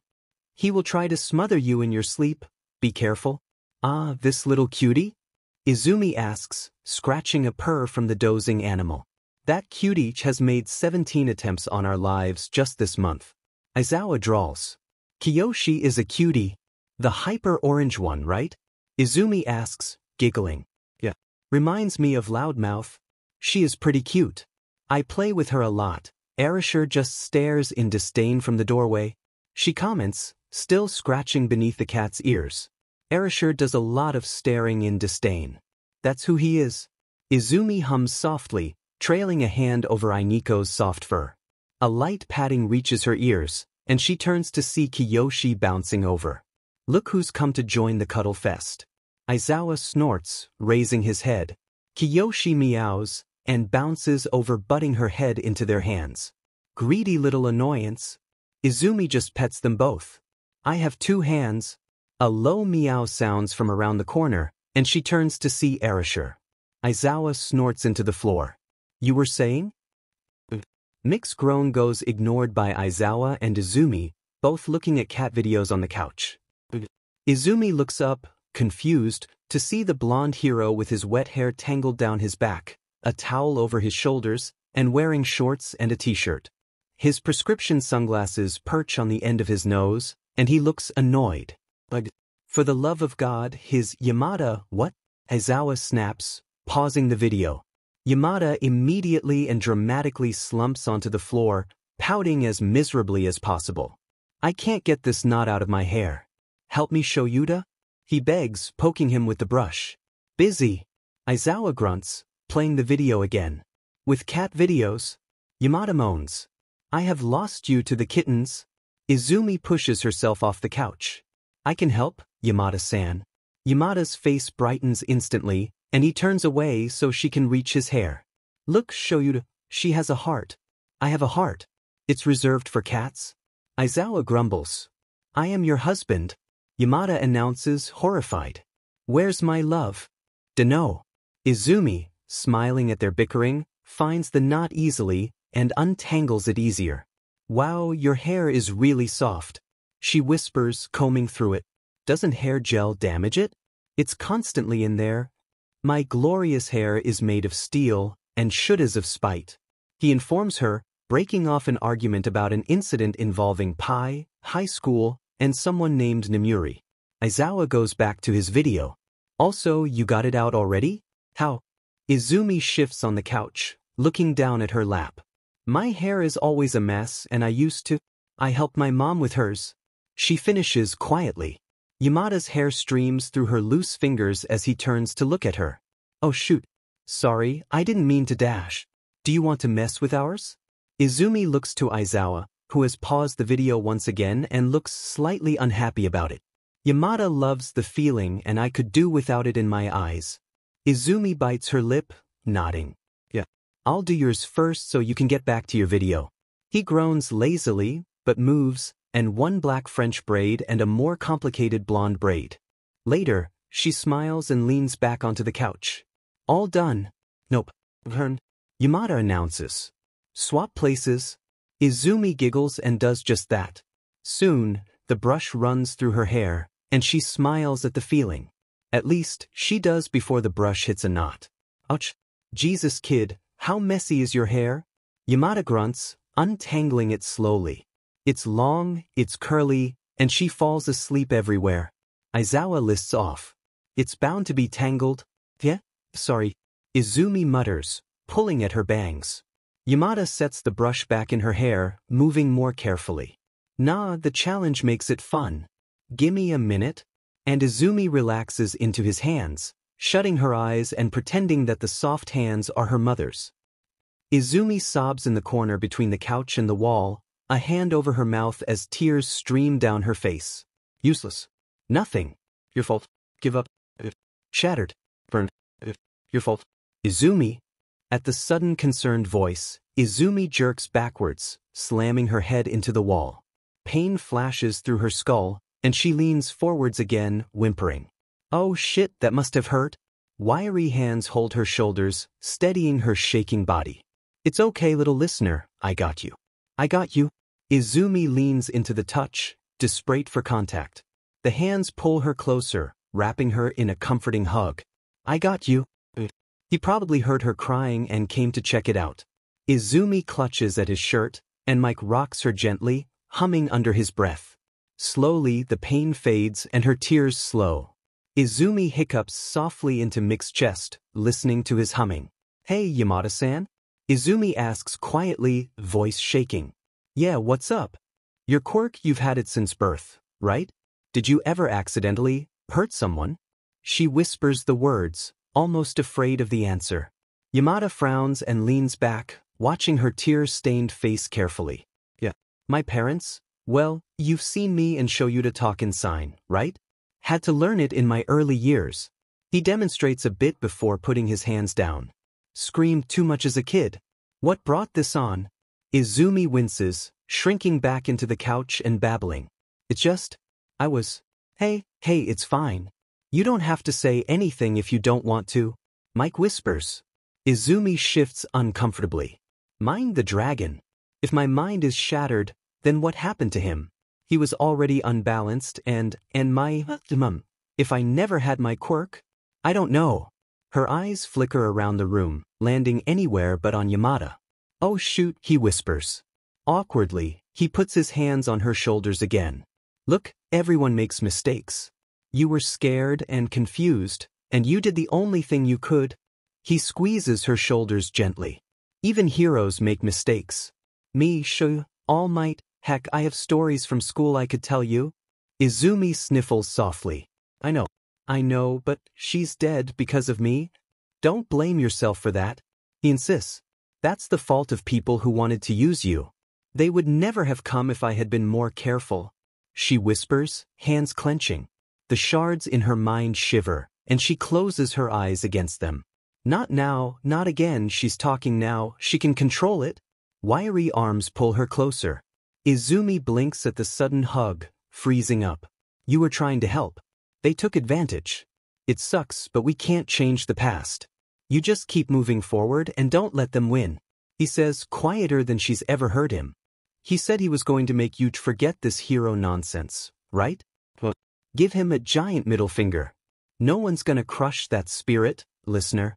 Izumi's hands shake slightly, tears streaming down her face. Finally letting out a small sob, she falls into Yamada's arms.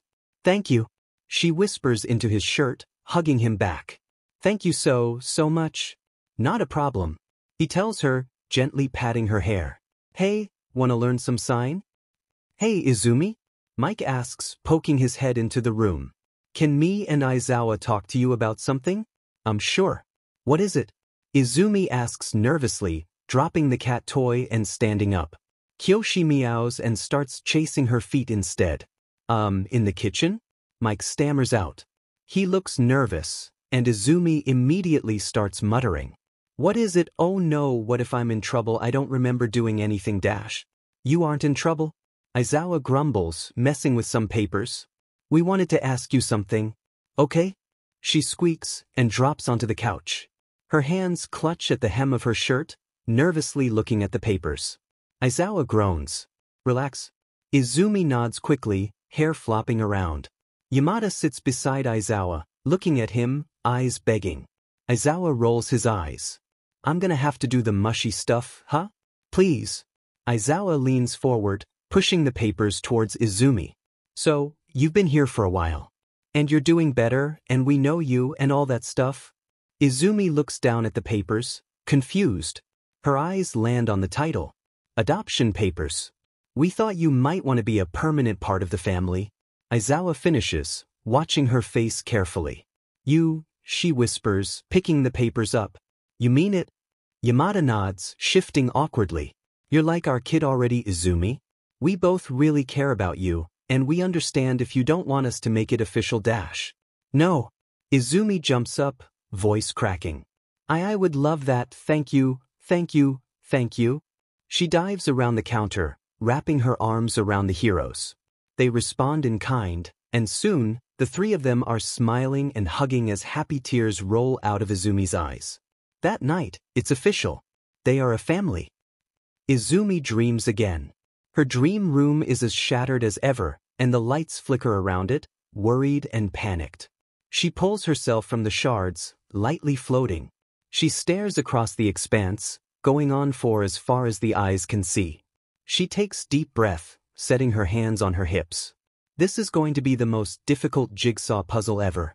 When Izumi was 12, she was healing slowly. Izumi looks in the mirror, shifting back and forth between her feet. Her room is empty except for a sleeping Ainiko, as is the rest of the apartment, one of the rare moments when both her dads are away. Hi dash, she whispers, breaking off the word halfway through. She frowns at herself. It's a name. A name. It's Yamada-san's name. She insists to her reflection. I can say a name. I can hear a name. I can hear a name. That man didn't even say it. She stares into her eyes in the mirror. Maybe if she glares hard enough, she can see the shattered glass, show it the mirror and tell it, this is what glass is supposed to look like. Hiza dash, she takes a deep breath. Hizashi. She closes her eyes, bracing for the pain. Nothing happens. Izumi blinks her eyes open, staring back in the mirror at her own shocked face. Hizashi. She lets a small smile finally come out, giggling in her own victory. My dad. My dad's name is Yamada Hizashi. My dad's name is Yamada Hizashi. He is married to Aizawa Shota. We have 3 cats. They are heroes. My dad's, not the cats. My loud blonde dad's name is Hizashi. She bounces up, away from the mirror. Hizashi, Hizashi, Hizashi, Hizashi. I can say it. The door opens somewhere in the apartment, and Mike, no, Hizashi, calls out. Izumi. I'm back. Immediately, Izumi rushes out of the room. Dad. Whoa, someone's happy to see me. What is it, listener? Hizashi. He stares at her, smiling brightly in the middle of the apartment. His bag drops from his shoulder, and he blinks in confusion. What? I can say it? Izumi says quietly, bouncing slightly. I can hear it. Hizashi's eyes widen in realization. He breaks into a smile, darting across the room to scoop her into his arms. You can say it. Izumi latches onto him, saying it again as if to prove she can. Hizashi. Hizashi. They parrot his name back and forth at each other, smiles only growing wider. As the cats get more and more confused. Oh, Shota's going to be so happy. He whispers after they calm down. I feel like a dad whose baby just said their first word, and it is the weirdest thing ever. Izumi just grins. I tried so hard. So hard. And I did it. She tells him. I am my dad. Not him. You're Hizashi. That I am Izumi. That I am. Dad? Izumi asks one morning, peeking over the counter at Aizawa. Why are you mad at the papers? Aizawa leans back, letting out a long sigh. Because none of these kids studied anything that I told them to. At all. Only like 3 of them pay attention in class. Izumi hops onto the stool and looks at the tests, each liberally covered in red pen. Wow. They really didn't. I have to grade them all. He groans, motioning at a stack of untouched papers. I want to sleep. Is there an answer key? Izumi asks, pulling another red pen out of a drawer. I can help. Aizawa passes her a paper and they get to work, Izumi being slightly kinder to the students. Aizawa remains merciless. Dad? Do you need help with that? Izumi asks, looking at the food ingredients all over the counter. Yamada looks up from the cutting board. You want to help? I'm bored, Izumi says quietly. Yamada raises his eyebrows but passes her the food. Well, alrighty then, little listener. Your other dad never helps, though if he did I'm sure he'd burn down the kitchen. What? You burned water, Shoyuta. Water. Yamada calls back. Aizawa only grumbles and sinks back into his sleeping bag. Izumi smiles at the 2 of them. Always arguing, they seem like the last 2 people who would be married. Or even tolerate living together. Aizawa is so tired and logical, Yamada is energetic and emotional.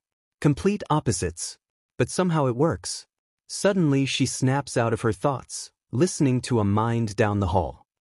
Dad, there's a person dash. The door slams open. Sup fuckers who wants to get drunk? Screams the person, and Izumi dives to Aizawa's couch. What the fuck, Namuri? Yamada shrieks at the woman who had burst through their door, dropping the meat in his hands. Everyone slaps their hands over their ears at the sudden quirk-enhanced noise. The dark-haired woman, Namuri, brandished a few bottles. Come on, it's been a while since we all got wasty, Her voice trailed off as she caught sight of Izumi peeking out from behind Aizawa. Who is that? Aizawa groans. Namuri, meet Midoriya Izumi, our kid. Izumi, meet Kayama Namuri, or as you more likely know her as, Midnight? Izumi's eyes widen. The R-rated hero? Oh wow. You have a kid?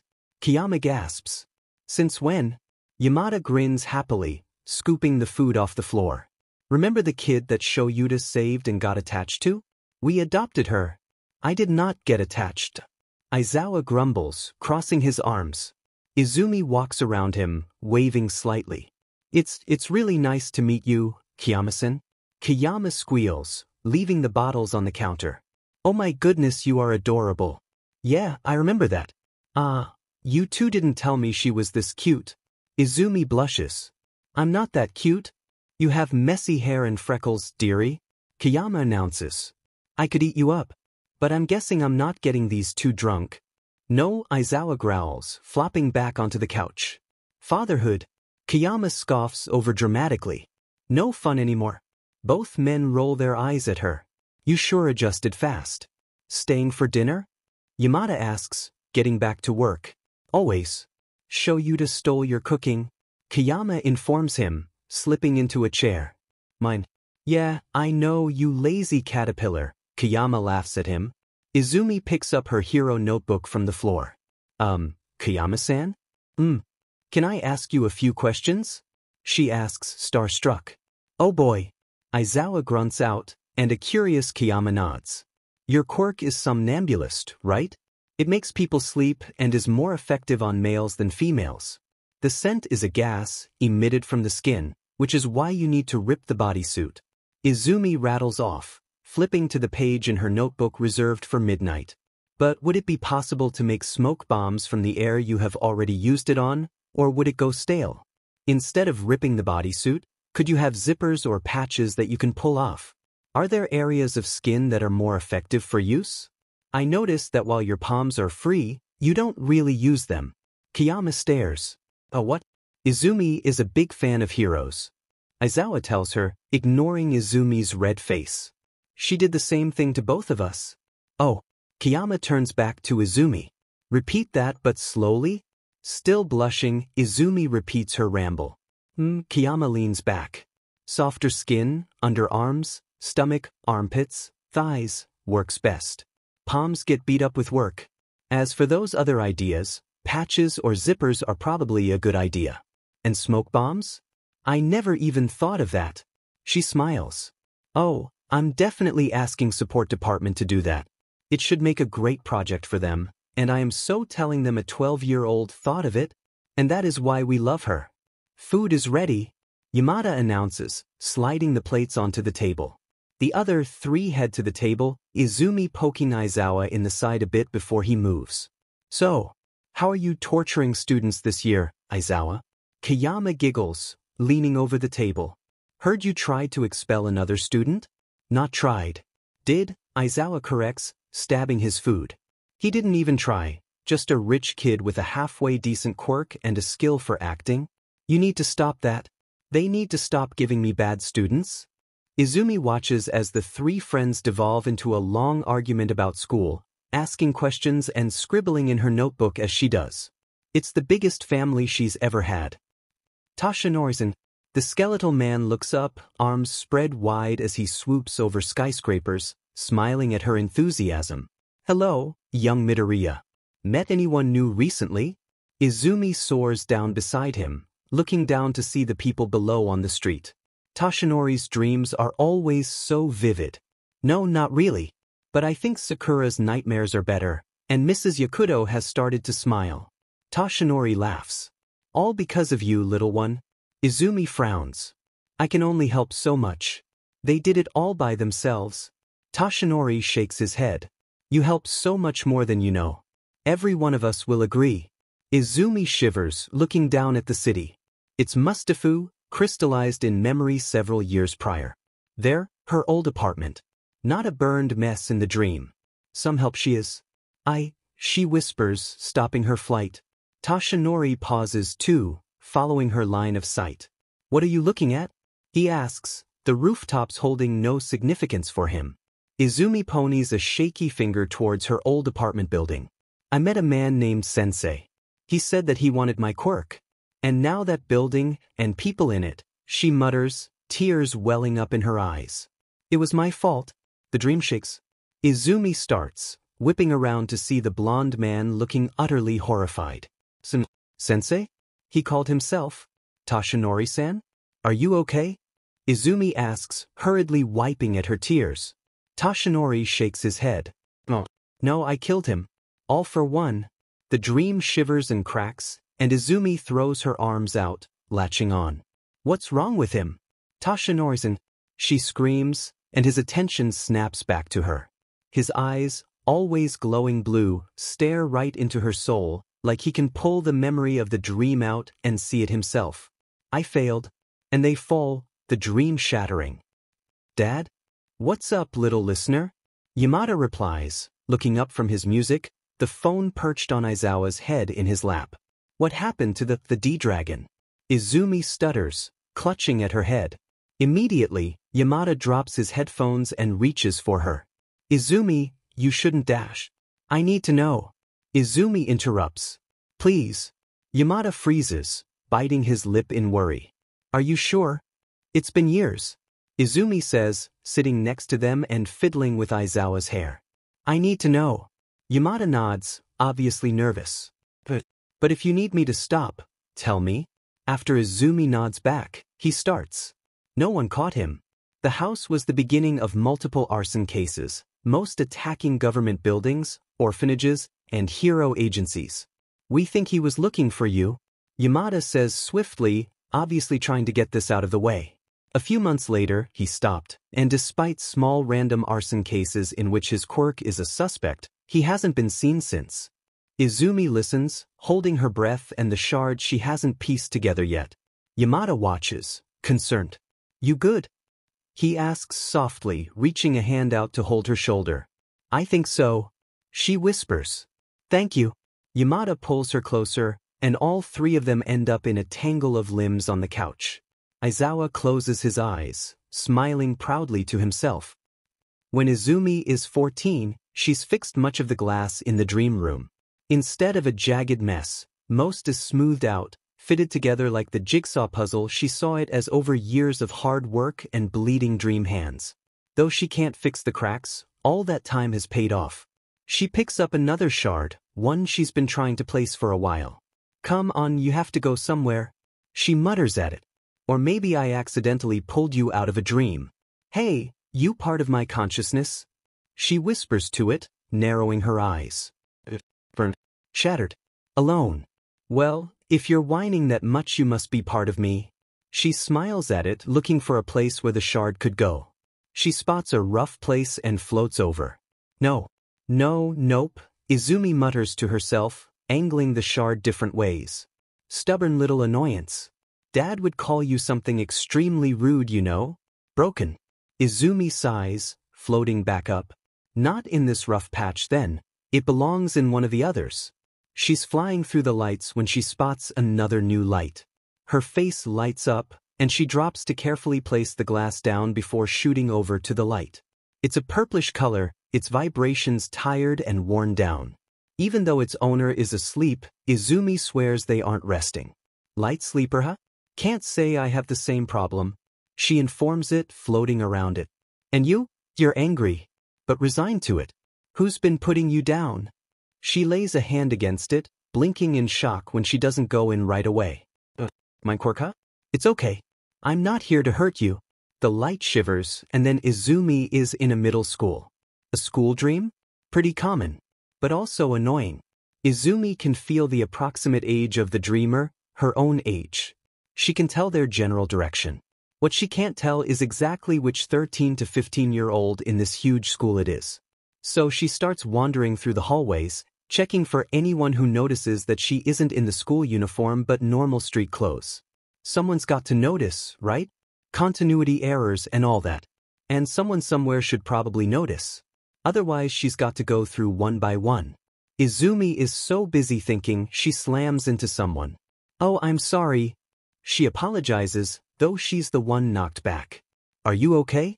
The boy, a very tall, purple-haired person, how did she not see him, blinks at her. I'm fine. Are you? Yeah. She smiles, stepping backwards. He responded to her.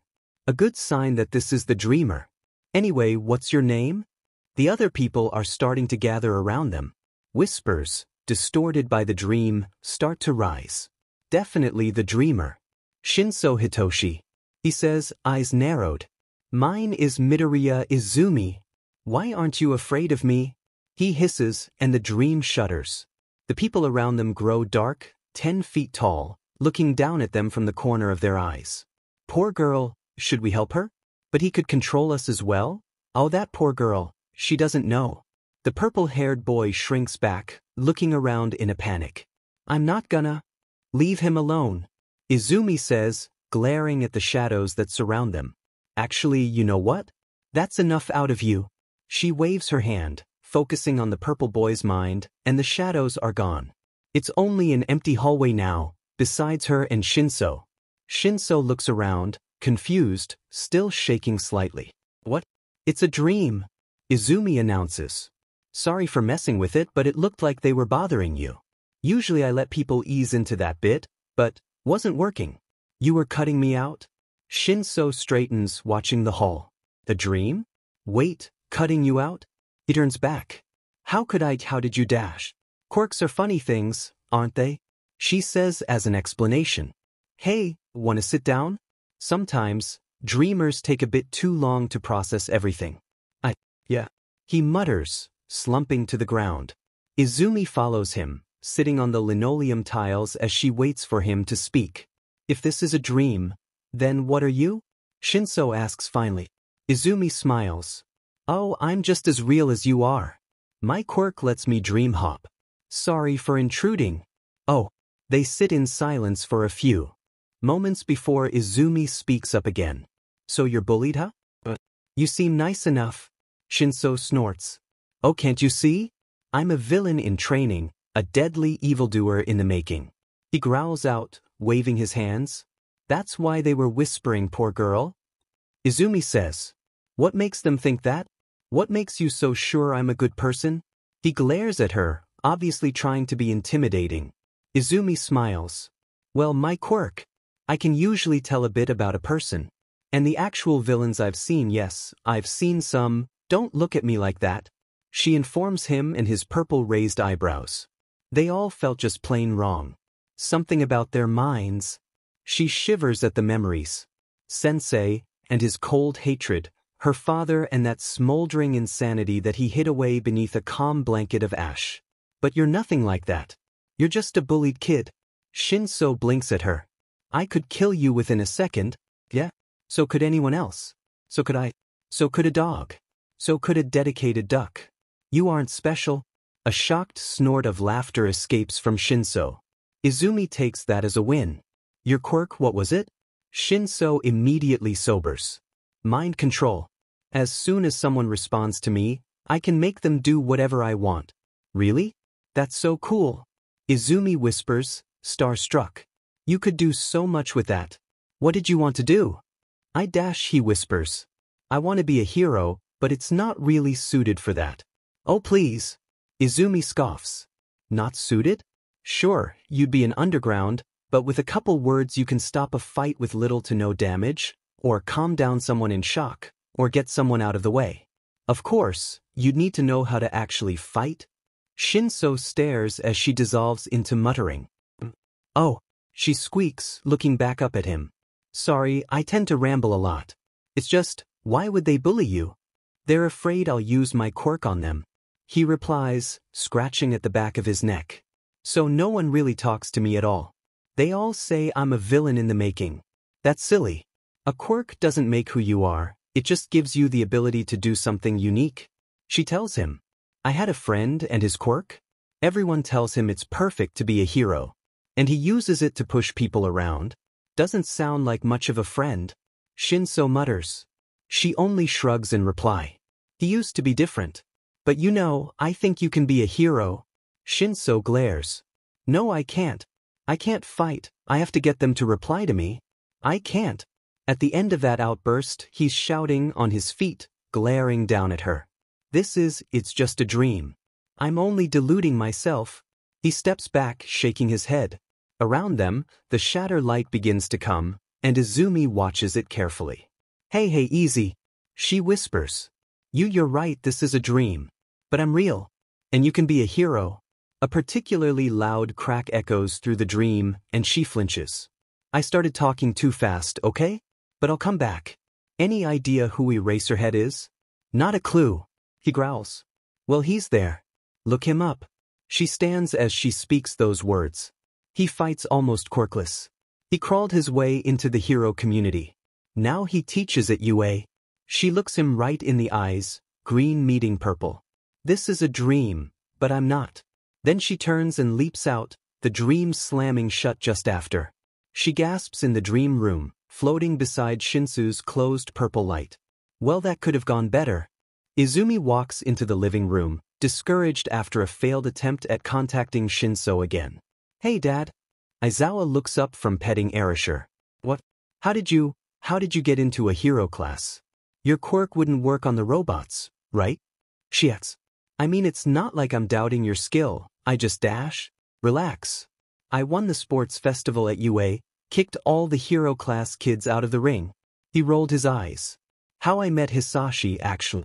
Last opponent, and the only one that didn't go away. He rolls his eyes. No matter how hard I kicked him, he kicked me a lot. Yamada informs her from the kitchen. I swear I have this one bruise on my thigh still. That's a birthmark. Aizawa tells him. Just curious, Izumi? Izumi pokes her fingers. Oh, I met someone in a dream last night. They have a brainwashing quirk, but they need a verbal response to do it. Everyone keeps telling them that they're gonna be a villain, no matter how much they say they want to be a hero.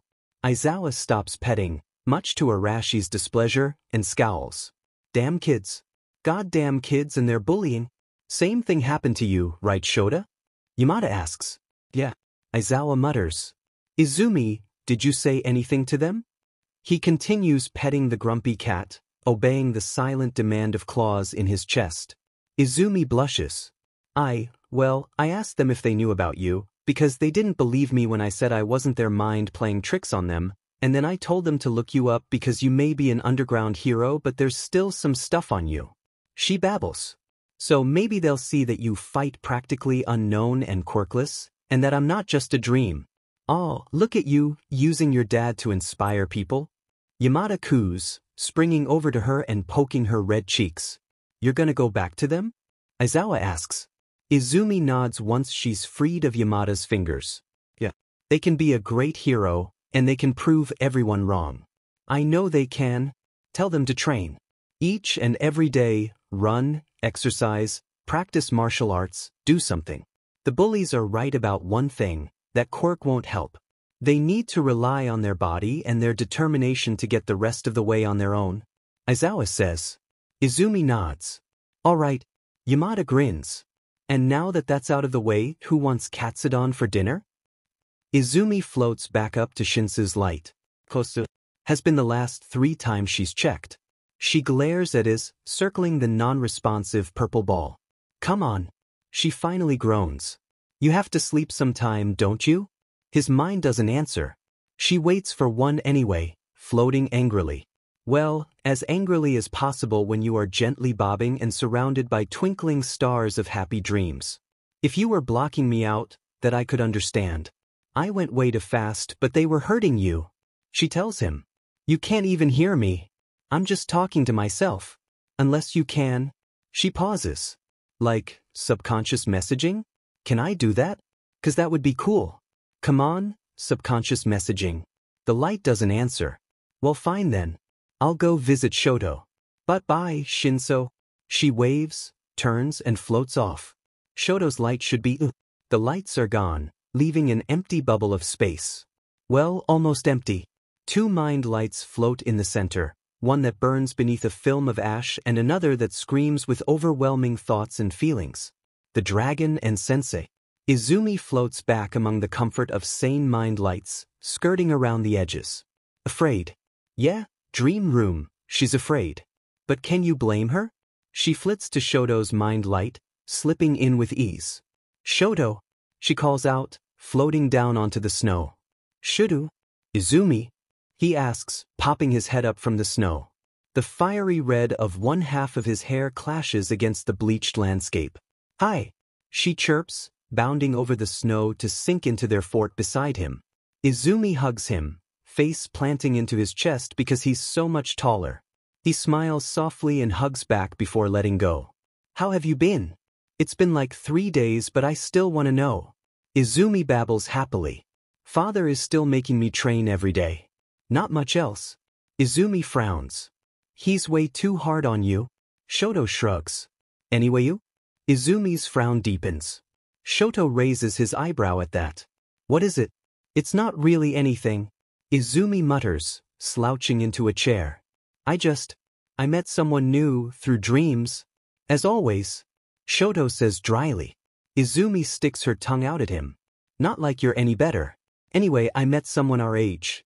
And I've been trying to make contact again, for 2 days straight.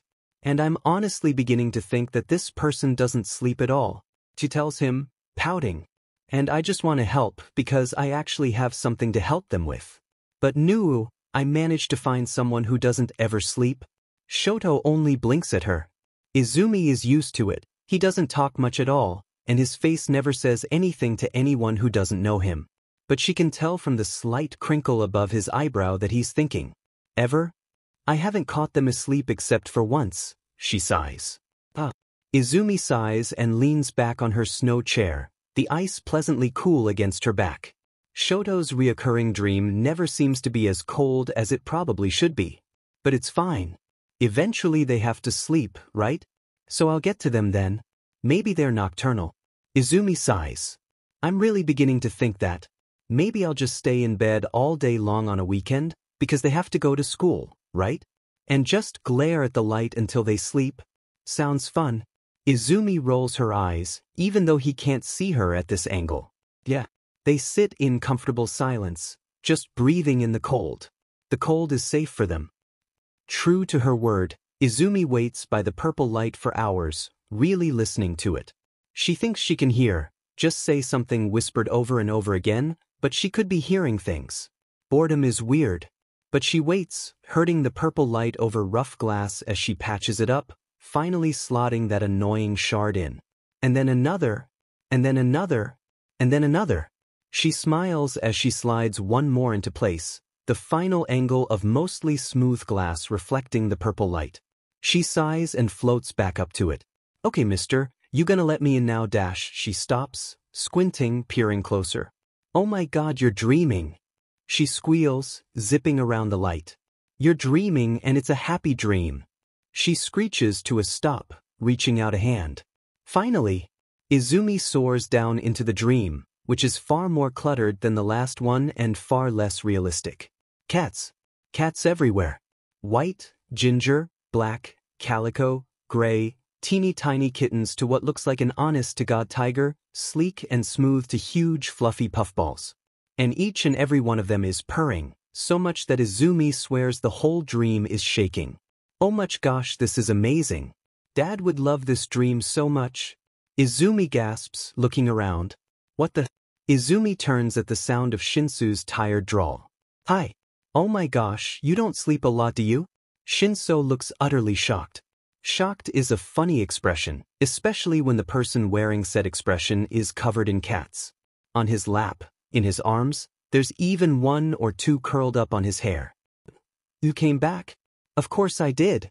And is this what you normally dream about? Because I want to be here all the time. Look at all the pretty kitties. Izumi reaches a hand out for a fluffy gray one near Shinso, giggling as it noses her palm. Pretty soon, she's covered in cats, each one purring in her ears. She happily pets all of them. You know, these kinds of dreams are the best. So simple but so happy. Animals are great. Oh gosh, except for bug dreams. I can't stand bug dreams. But kitties. She laughs at the feeling of whiskers on her cheek, looking up to meet Shinsu's eyes. Sue, did you look him up? She asks slyly. Who? Oh. Shinsu shakes his head, the fact that it's a dream the only thing keeping those precariously balanced cats there. Yes. And? Shinso winces, reaching around to rub at his neck. I believe you. I'm sorry. Izumi shrugs. It's okay. People really tend to freak out a bit when I reveal the fact I'm a real person, and I said some stuff that I maybe shouldn't have so fast. She frowns, looking down at the cat in her arms. I've been doing this for years and I still mess up. Shinso shrugs. Hey, I was a bit of a dick. He smirks at her startled squeak. What? Never heard swearing before? I have, it's just, never mind. She strokes one cat along its spine. You like cats, huh? Yeah.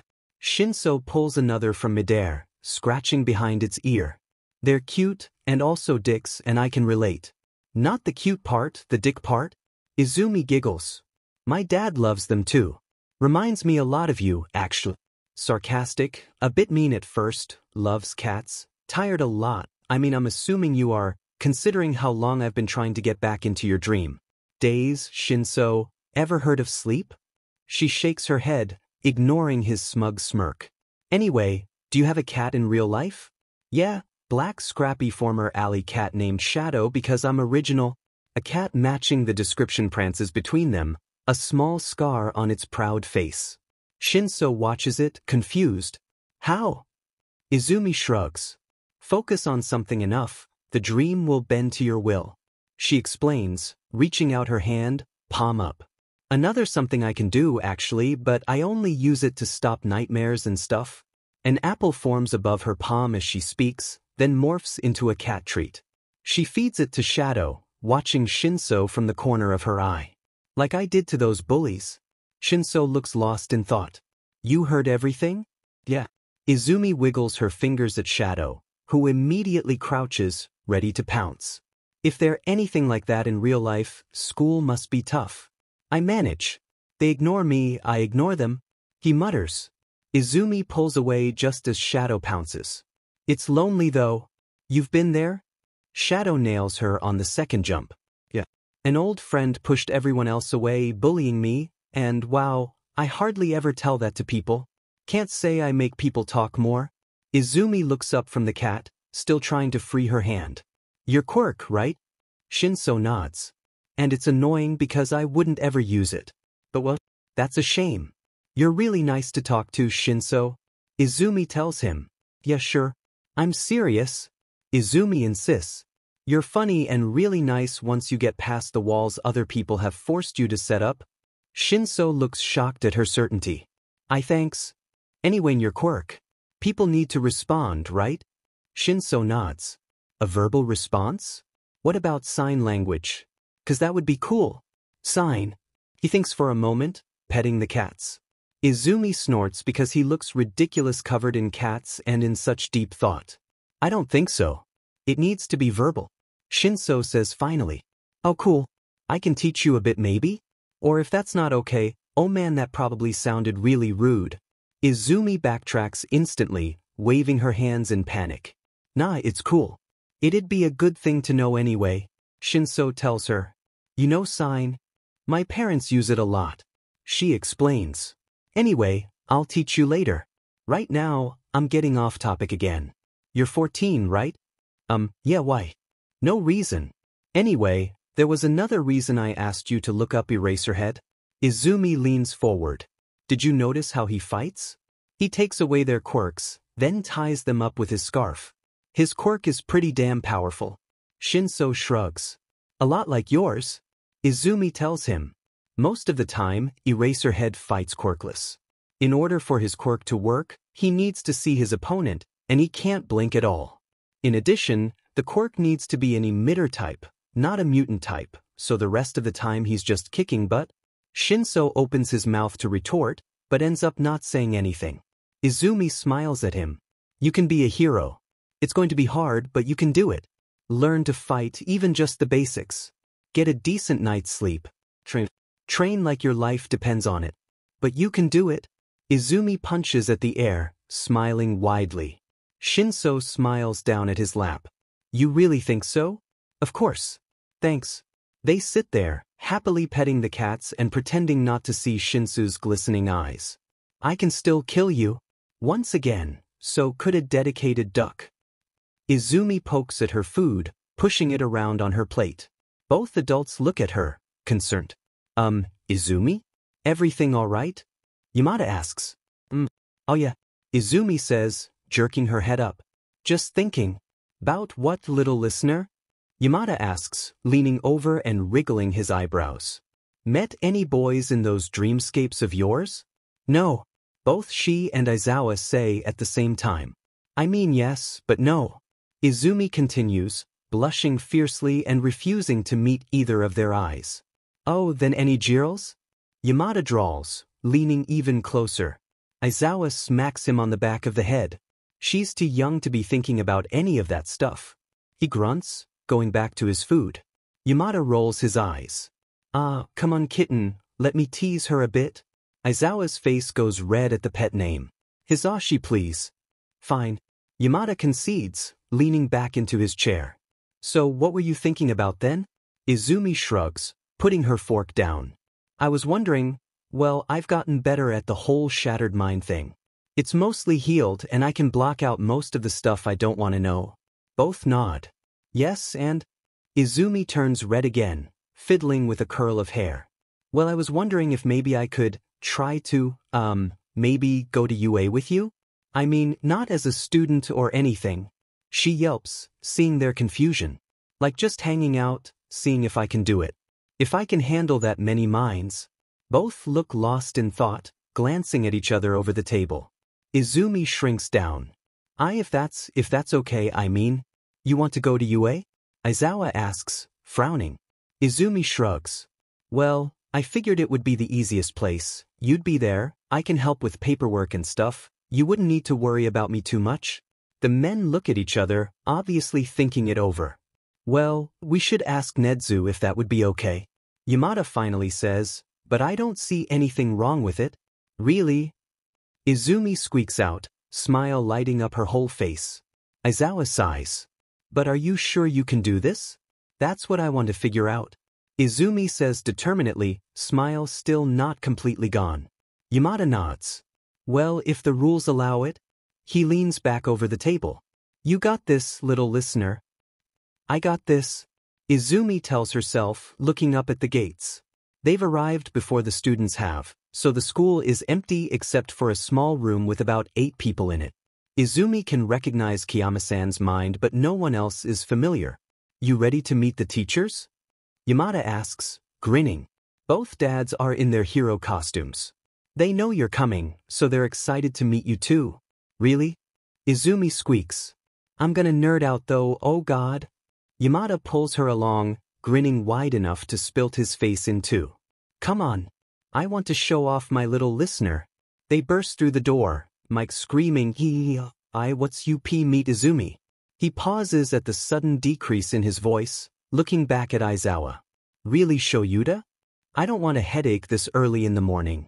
Aizawa grumbles, collapsing into a seat. Yamada rolls his eyes. Anyway, Izumi, he yells, happily pushing her forwards. Izumi waves shyly at the heroes, most of whom are watching in amusement. Midnight squeals, waving back happily. It's been a while. Waya. Nice to see you, Kiyama-san. Oh, should I call you Midnight because you're in costume? Izumi realizes. Whatever you feel like. Midnight giggles. You are still so cute. She really is. The space suit comments, and Izumi can practically hear the smile in their words. Ha! Midnight crows. Anyone else want to admit she's the cutest thing ever? The man in the cowboy hat and a gas mask sighs and slips some money across the table, and Midnight snatches it instantly. Did you bet on how adorable my daughter is? Aizawa grumbles from his chair. Midnight, happily gathering money from practically everyone at the table, nods. I got everyone in on it except Chio and Nedzu because they don't bet. She crows. Yeah, good for you, grumbles a man with fangs. You're Vlad King, right? Izumi asks, starstruck by the sheer number of heroes. The man nods, smirking slightly. Your dads tell you? Izumi shakes her head. I'm a really big fan of heroes. I know all of the teachers. Cementas, 13, Snipe, Ectoplasm, Power Loader, Vlad King, Hound Dog, and Recovery Girl. She lists off, pointing to each hero. Impressive, comes a squeaky voice, and Izumi jumps in surprise. She hadn't felt another mind at all. What? She whispers, looking down at the mouse. Bear? Dog? In a suit. Hello, Midoriya. I am Principal Nedzu. He chirps happily. It is an honor to finally meet you. Izumi stares at him. Where is his light? It's an honor to meet you as well. You all right, Izumi? Yamada asks, raising his eyebrows. You look like you've seen a ghost. I can't sense his mind. Izumi says in quiet confusion. I can't sense him at all. Everyone paying attention to the conversation, that is to say, everyone, looks as utterly confused as Izumi does. What's she talking about? Snipe whispers to Midnight. Her quirk. She hisses back. I think I understand, the principal says after a minute, clapping his hands together. See, I am not a human. I am an extremely rare case of an animal born with a quirk. Oh, Izumi breathes. So I can't sense minds that aren't human? I suppose that makes sense. Indeed. Nedzu asks, padding over to the table. Izumi follows him, glancing at her parents. Now, class is about to start. The principal announces, motioning to the clock. You had all best go to your rooms. No need to worry, I will take care of Midoriya. The teachers nod, heading off to class. Make sure to call me if you think you can't handle it. Aizawa reminds Izumi, patting her on the shoulder. She nods, accepting some tea from the principal. Soon, she's alone with the principal, both sipping tea and watching students begin to stream through the gates. The sudden influx of minds gives her a headache, but Izumi handles it. I got this.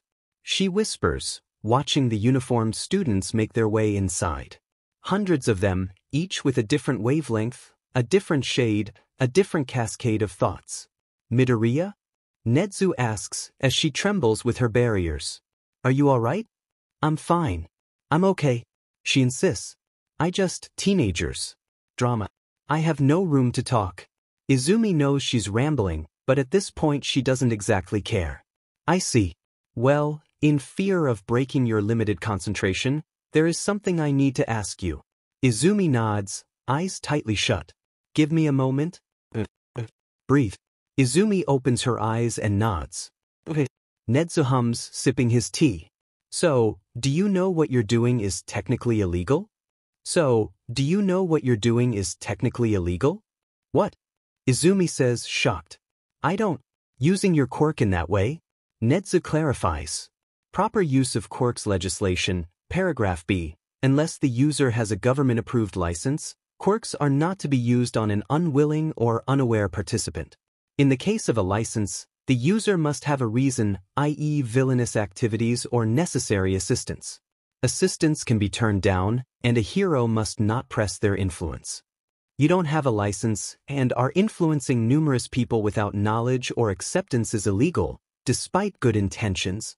Oh, Izumi blinks in surprise. Had no idea. Does that mean I have to stop? Nedzu chuckles. Not at all. No one has really noticed except for me because, well, I am me and I can help you out with that license. Izumi is really glad she didn't take another sip of tea, otherwise she would have spit it out. A hero license? What? How? Nedzu takes another sip of tea, smiling in amusement. You see, this is a hero school, and you have a very unique quirk that has already been shown to help several people. You have been doing this for how long? Since I was 6. For 8 years. Izumi stutters out. Nedzu nods. And helped hundreds. Now, Recovery Girl didn't exactly get a normal hero license. She knows how to fight but not in the same way others do. Recovery heroes go vastly unnoticed, but they are there. I can pull a few strings, get parental permission, and we will be good to go. He smiles at Izumi, who looks completely lost in thought. Recovery heroes really do have to be a thing, I suppose. But I'm way too young to get a hero license, even a provisional one. I haven't had any kind of training at all, and I don't really do anything heroic at all. She rambles, chewing on a nail. On the contrary, you help a great many people. And as for training, you will need to learn psychology and the like, but it is simply a book education of things you likely have already taught yourself. Merely a formality. Nedzu announces. Besides, it will allow you to help people better. Izumi pauses, lost in thought. I can really get a license? Nedzu nods. Of course. Well, if it's allowed, Izumi muses, sure. Izumi's dads gave their permission, and soon she was driving with them to UA every other day to read psychology books and be tutored by Nedzu for her license. The distraction helped with the minds, their schoolwork slowly fading away in favor of her own. Of course, there was still the occasional fainting spell, and one time she had burst out screaming. Nizu was right in the fact that she knew most of the stuff. Just not the names, or that it was totally universal. One day, Midnight burst into a room, clutching a book and grinning ear to ear. Izumi, I got you something. What? Izumi says, confused, putting down her book. You didn't have to get me anything. Midnight shoves the book at her, still grinning. I saw it and thought it would be hilarious. Warily, Izumi picks up the book, reading the front cover. Dream interpretation. What your dreams mean for the future. She looks up at Midnight's face, red from the effort not to laugh. Really?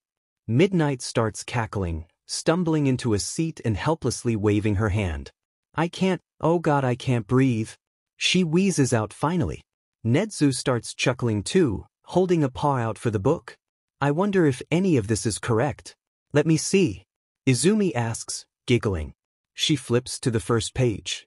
To see an aardvark in your dream indicates that you are being very secretive and cautious about your business. Really? Why aardvarks? I don't know. Look up something that appears a lot in someone's dreams. Midnight giggles. But I'll look up snow and cats, because I have two dreamers who literally dream of nearly nothing else. Izumi decides, flipping through the pages. Okay, cats.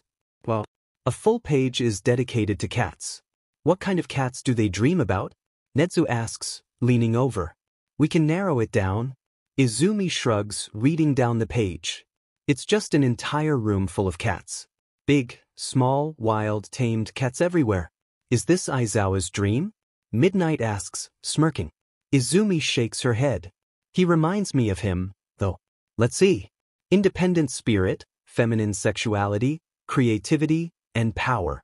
It also represents misfortune and bad luck. Wait, what the?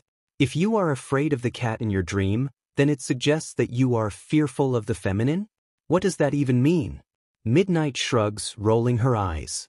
No idea. Fearful of the feminine, Izumi mutters, reading on. Okay, wait, I found another weird part. To see a cat with green spikes, what kind of cat has green spikes? Sounds like an even more confusing animal than me. Nedzu jokes, pawing through the pages. Look at snow, perhaps that one will make more sense, right? Snow, snow, snow. Here it is. Izumi points to the page. To see snow in your dreams signifies your inhibitions, unexpressed emotions and feelings of frigidity. You need to release and express these emotions and inhibitions. Alternatively, snow means that you are feeling indifferent, alone, and neglected. If the snow is melting, then it suggests that you are acknowledging and releasing emotions you have repressed. So, Midnight asks, raising her eyebrows. You've got an ice queen? Ice king. And yeah, that's pretty accurate. His home life isn't the best. Izumi says sadly. He's not really allowed to do much. Midnight sighs. Poor kid. But hey, at least his dreams are nice, with you in them. She wiggles her eyebrows at Izumi, who squeaks. It's not like that. Never said it was. Midnight sings out of the corner of her mouth. She snatches the book from Izumi, whose entire body has gone bright red. Okay, give me another. The broken statue. Izumi mumbles, thinking of Tashinori's early dream. Midnight flips the pages. Well, broken is, to dream that something is broken indicates that an aspect of your life is not working smoothly. The dream may be analogous to a broken relationship and an unfulfilled life goal. Consider the significance of the object that is broken and who it play into your daily life. Sounds fairly self-explanatory. And statue, more page flipping. To see people you know as statues in your dreams symbolize a lack of communication with that person. You feel that the relationship is inflexible, unyielding, or going nowhere. Alternatively, It may represent someone you idealize and admire. You are putting someone on a pedestal. Perhaps the dream is analogous to their statuesque and nice figure. To dream that you are a statue signifies that your true self is out of touch with reality. So who was the statue? I forget. Izumi admits. I was more focused on the blood. But it was a hero, I think. Blood. Midnight squeaks. Nodding, Izumi holds her hands out for the book. It was a memory of a hero's failure. The entire city was destroyed, but the dream was the failed hero sitting on the broken statue and looking at it all. Midnight launches forwards, grabbing Izumi and pulling her into a hug. Oh my poor baby, having to see all that. Izumi drops the book, yelping in surprise. Kiyama-san, I'm fine really. I've seen worse. Midnight's hug gets even tighter.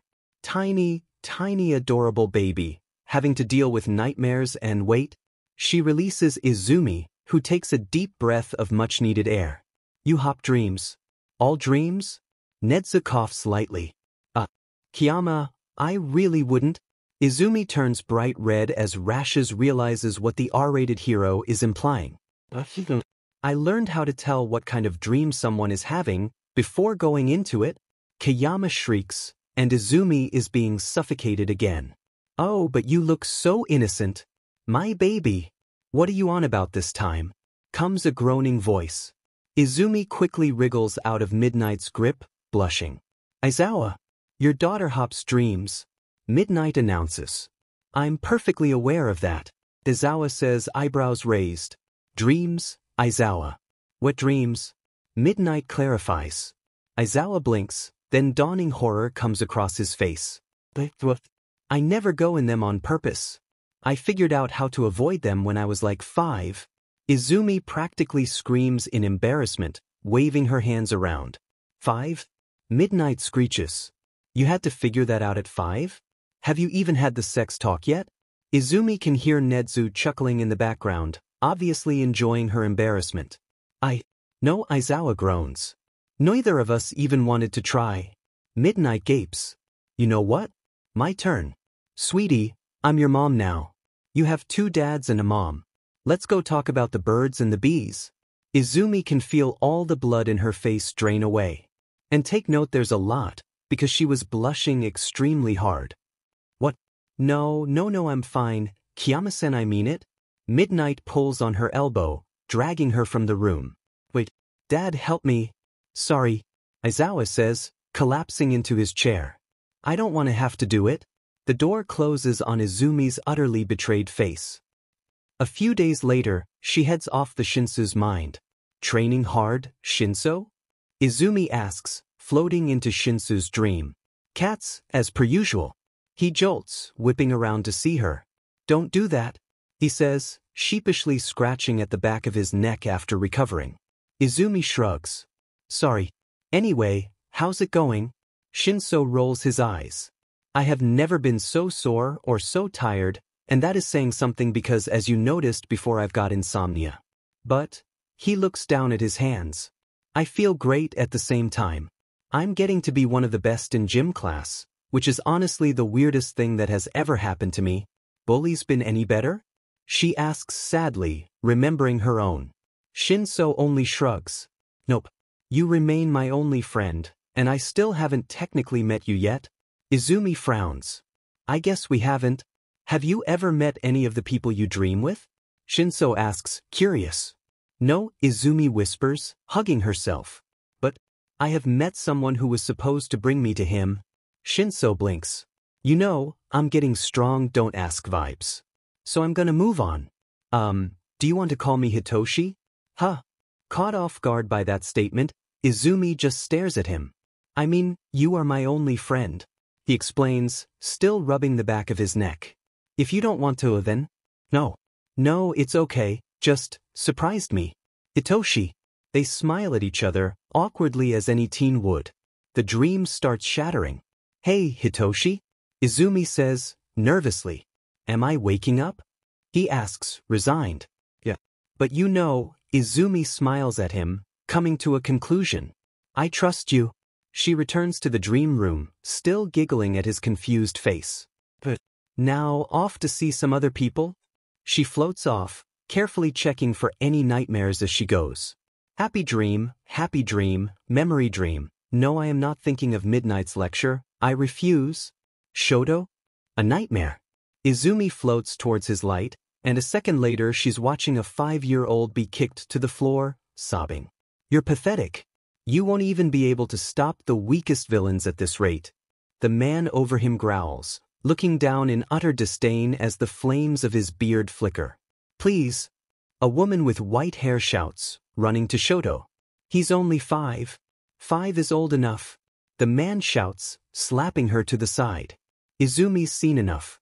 She leapt forwards, slashing her hand through the man, and he dissolves into powder. Shoto! She yelps, falling onto the floor, the white-haired woman taking no notice of her. But Shoto looks up, meeting her eyes. Izumi! Everything else falls away, and both sit in the frozen field again. Shoto is his normal size, the growth meaning they're practically on top of each other. Shoto! He shakes his head, shifting into a more comfortable sitting position. It's nothing. He looks up, catching sight of her tears and panicked breaths. Izumi? I'm fine, are you okay? She whimpers, holding out a trembling hand. Shoto frowns, taking it, trying to reassure her. Izumi, you're panicking. I promise I'm fine. Dragon? His eyes widen as he realizes what she saw. What? No, Izumi, it's nothing, I promise. Your dragon? She whimpers, clutching onto him. He hurt you, there was fire. Izumi. I know. The dream cracks, unnoticed. Izumi shakes with sobs. Shoto can't sense it. The dream shatters. Shoto shoots up in bed, bangs stuck to his forehead from sweat. Izumi watches, gasping through the sudden pain. Shoto, Dad is on the warpath, he wants you, hisses a young woman with short white hair and red highlights. Fuyumi? He groans, holding his hand to his head. Izumi is confused. What is happening? This isn't a dream. Shoto? Tell him I'll be there in a minute. I need to go to the bathroom. He grumbles, rubbing at his eyes and trudging to the bathroom. Hurry. Fuyumi whispers, still nervous, and scurries out of the room. Now is as good a time as any. Shoto? He freezes, looking around. Izumi? Oh God, you can hear me. Izumi says, panicking completely. Shoto, I messed up so bad. Izumi, are you in my head? Yes. Shoto winces at her panic screech. Calm down. It's going to be fine. I'm fine, you're fine. Breathe. Breathing. I can breathe. Can I? I'm technically a wavelength. This isn't helping. She rambles, trying to calm down. You alright? Shoto asks after she's been quiet for a while. I think so. Izumi replies, feeling around where she is. In Shoto's mind, while he is very much awake. Has this ever happened before? He asks, confused. You never did this. She mutters. P.S. It was an accident. I think I stayed in while you were waking up, and I didn't notice the shatter light, and now, she pushes against the barriers, but they're unyielding. Now I'm stuck. Great. Shoto. He winces, nervously clutching at his head. You're stuck? There has to be a way out somehow. I don't know. I only got out last time because Quirk got erased. I don't know. Izumi explains, still pushing against the wall. Although, your mind should open when you go back to sleep. And if it doesn't, someone should come wake me up. So I just have to get through the day. Yeah. Shoto, get your worthless self here now. Izumi, are you sure there's no way out? He hisses, glancing at the door. Izumi, watching nervously, can only whisper, not unless I want to drive you insane. Shoto nods, heading towards the door. Sorry. He walks down the hallway, passing by a room with 2 people in it, both older than him, watching nervously. Shoto doesn't look straight at them, instead moving through a door at the end of the hall. Finally, Shoto looks up, and the man from the nightmare glares into his eyes. Izumi whimpers in his mind, pushing away. Sorry, father. Shoto mutters, glaring at the floor. A hand strikes out, and Shoto stumbles. Look at me when I'm talking to you. Your entire existence is to please me, to become the heir to my title. He growls, pulling him back up. Take your stance. Shoto, what is happening? Izumi panics. She's been doing a lot of that lately. Shoto takes his stance, reaching his right arm out as the room gets colder. On the other side, the man lights up in flames, and suddenly Izumi recognizes him. Endeavor, the number 2 hero. Shoto had never told her about his family, only the quirk marriage, his mother's breaking point, and that his father wasn't the best of people. But Endeavor? A hero? Endeavor blasts fire forwards, and Shoto's ducks out of the way, ignoring Izumi's random noises in his head. He sweeps close to the ground, covering the floor in ice and using it to slide. You okay? Oh. Fire. That won't work, Shoto. Endeavor roars, stomping and sending out a wave of fire. The ice melts from the intense heat. Shoto stops sliding, but keeps moving, barely ducking under another blast of fire. It grazes his arm, and he bites his lip to keep silent. Fire. Water. Shoto, make an ice bridge over his head and then let him melt it. Izumi begs, wanting the fire to go away. He follows her plan, the ice arcing into the air instead of spreading over the ground. Didn't you hear me, Shoto? That won't work. Endeavor roars, his flames expanding to huge proportions. Shoto falls to the ground, his ice bride gone. The water falls. Splash. Trembling, Shoto looks up at Endeavor, who looks like a wet dog, flames gone completely out. Shoto, he glares, steam rising up from his body as flames burst forward. Izumi screams, flailing out of the bed and into someone's arms. Shoto! Izumi! Dad? She gasps, clutching at his arms. What happened? You weren't waking up. Aizawa explains, setting her back on the bed as Recovery Girl watches carefully. We were going to wait, but something felt wrong. Something was wrong, she says, clutching at her head. I got sucked into someone's waking mind. I freaked out and didn't leave in time. Izumi meets her dad's eyes, tears streaming down his face. That never Endeavor's mind? Aizawa mutters, frowning. The man's a bit douchey. Oh. His son. Izumi explains, shuddering. He abuses his son. What? He abuses his son. I only saw a bit, but Izumi chokes out, wiping at her teary face. I saw him as a kid, a memory. Endeavor kicked him so hard he threw up, and then he slapped Shoto's mom out of the way, and then in the present he made Shoto spar with him, and he burned his arm really bad, and he was shouting and screaming and all the other kids looked so scared. Endeavor kept saying, you were made to take my title. Aizawa leans back, glaring at nothing in particular. That motherfucker. I'll get this to Nedzu right away. Recovery Girl announces, gently laying a hand on Izumi's knee. Don't worry, sweetheart, we'll get them out of there. All of them. You've done so much. Izumi nods, still wiping away tears, as Recovery Girl pops her head outside. She can faintly hear midnight, before she rushes away for Nedzu. Are you okay, Izumi? Aizawa asks, rage boiling beneath a calm exterior. The fire, terrified. But it didn't hurt me, it hurt him. Izumi mutters, clutching at her arm where Shoto was hit. I knew his father wasn't the best, but to that extent? An Endeavor? He's supposed to be a hero. I know. He mutters, scarf shivering on his shoulders. And believe me, I will happily punch him for you. Izumi nods, sniffling. Do you think Shoto will be okay? Endeavor isn't likely to randomly hurt him more than he has already. He doesn't know you were there, so there's really no reason to, Aizawa says bluntly. Izumi thinks back to the look of utter soaked rage on Endeavor's face. He really annoyed him though. I know. We're gonna get him out of there as soon as possible. He assures her. Endeavor has been a douche for a while. This is just the nail in the coffin. Izumi nods, clutching at the blankets. He's gonna be fine. It was all over the news. Pro hero Endeavor arrested for abuse, fans shocked. Flame hero arrested. Corrupted hero? This is utterly ridiculous. Aizawa groans, throwing the paper across the room. Media people are all vultures, ripping at the same rotten carcass. Poetic. Mike yawns, rubbing at his eyes and heading to the coffee machine. The kids are safe though. Poetic my ass. Aizawa grumbles, arm flopping over his face. Izumi sighs, picking up the newspaper. She hadn't been able to go, seeing as Endeavor would be extremely angry and she was already on rocky ground with the shards. I'm just glad they're out of there. No one should have had to deal with that. We aren't out of the woods yet. Aizawa grumbles, arms still over his face. We still have the court stuff, more media nonsense, yada yada, your paperwork.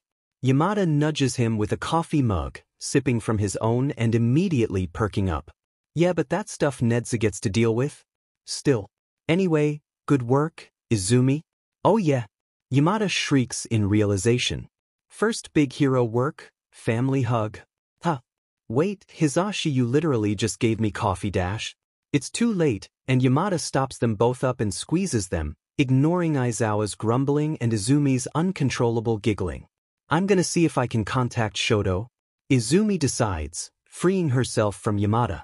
Aizawa grabs her arm as she tries to go to her room. It's morning, probably not. Besides, Nedzu wants to talk to you about something. Izumi sighs, biting her lip. But you're probably right. Off to school. I don't want to teach. Midoriya. Nedzu chirps, happily waving from his spot at the staff table. Thank you once more for the information. Izumi blushes as the entire room turns to her, smiles on the faces she can see. Which actually isn't a lot. Seriously though, why do so many teachers have no face? My little baby, overthrowing corrupt heroes already. Midnight squeals, diving out of her chair and scooping Izumi into her arms. You're gonna do so much. Kiyama-san, I didn't do anything impressive. It took so long. Izumi mutters, hugging back. Are they all right? The youngest is bruised and has some burn marks, but he's being treated now. Apparently the eldest sister will get custody. Vlad King informs her, flipping through the report. The mother's condition has been re-evaluated too. That's good. Izumi breathes, which is difficult because Midnight is still crushing her. Actually, they're in a hero agency not far from here. Really? Izumi perks up, turning to 13. Can I see them? Just a moment, Midoriya. I want to give you something. Nedzu says, hopping off his chair and motioning to his office. I'm sure your fathers will take you to see them after their classes are done. Sure thing. Yamada announces, giving her a thumbs up and poking Aizawa awake. Izumi nods, tapping her foot impatiently. There's a whole day until she can go, but she can't do anything about it. Now then, Nedzu smiles, pulling a small packet of papers from his desk. Many people were impressed and astounded by your actions. Izumi frowns, fiddling with a curl of her hair silently. You've been here for almost a year, relearning psychology and laws, and in light of your recent action, the need for an official name to report on and multiple people endorsing you, they've decided to give you your hero license. The curl slips from Izumi's fingers, her mouth open in utter shock as she gapes. She must have heard him wrong. What? Your license? Nedzu says, still smiling as he passes over an envelope. Already? Aizawa mutters, taking the envelope when Izumi doesn't make a move to touch it. It looks official. Open it, open it, open it. Yamada squeaks, shoving it back towards Izumi. She does, pulling out a packet of official-looking papers and a small, plastic card. Name, Midoriya Izumi. Hero name, Dreamer. We spoke about the name before, but feel free to change it at any time. Nedza smiles, hands in his lap. This is real, right? Izumi whispers, touching the card. Dad, are we positive I can't dream? Pretty sure. Aizawa says, smiling. Oh my god, you did it. Midnight shouts, pulling her into yet another hug. Behind her, more shouts of congratulations come from all the teachers. You did it. Dreamer. I love the name. Who helped you think of it? Izumi giggles, returning the hug. You did, Kiyama-san. Oh, that's right. Oi, move over. I want to hug my kid. Yamada announces, and soon Izumi is entirely engulfed by three heroes, seeing as Aizawa had gotten dragged into it somehow. He totally jumped in on his own. You sure you're all right with this, Izumi? Yamada asks, looking out the car window. You don't have to meet them if you're uncomfortable with it. Their car is in front of the hero agency where the Todorokis are staying until everything blows over, press swarming around the entrance uselessly. Oh. No, I want to. Izumi mutters determinedly. I've known him for 8 years, Dad. All right. He pats her shoulder, and the three of them slip out of the car. Immediately, the press turns to the well-known hero, ignoring Izumi and Aizawa. Present Mike. Do you have anything to say regarding Endeavor's arrest? One woman shouts, shoving her microphone in the famous pro's face and ignoring Aizawa and Izumi. They wriggle through the crowd, abandoning Yamada to the press. Security guards usher them inside, pressing back the reporters once again. Izumi nervously rubs her forehead beneath her curls, carefully making sure she won't break down. You good? Izumi nods, looking around the agency. It's simple but still comfortable, a few sidekicks and business people watching them. We're here to see the Todorokis. Aizawa grumbles, and one man steps forwards. Identification. Aizawa holds out his hero license, nudging Izumi when she forgets to. Blushing profusely, she pulls hers out as well. The man raises his eyebrows at her, but waves for them to follow him. They walk silently through a few hallways, stopping at a door. The children are all in here for their own safety.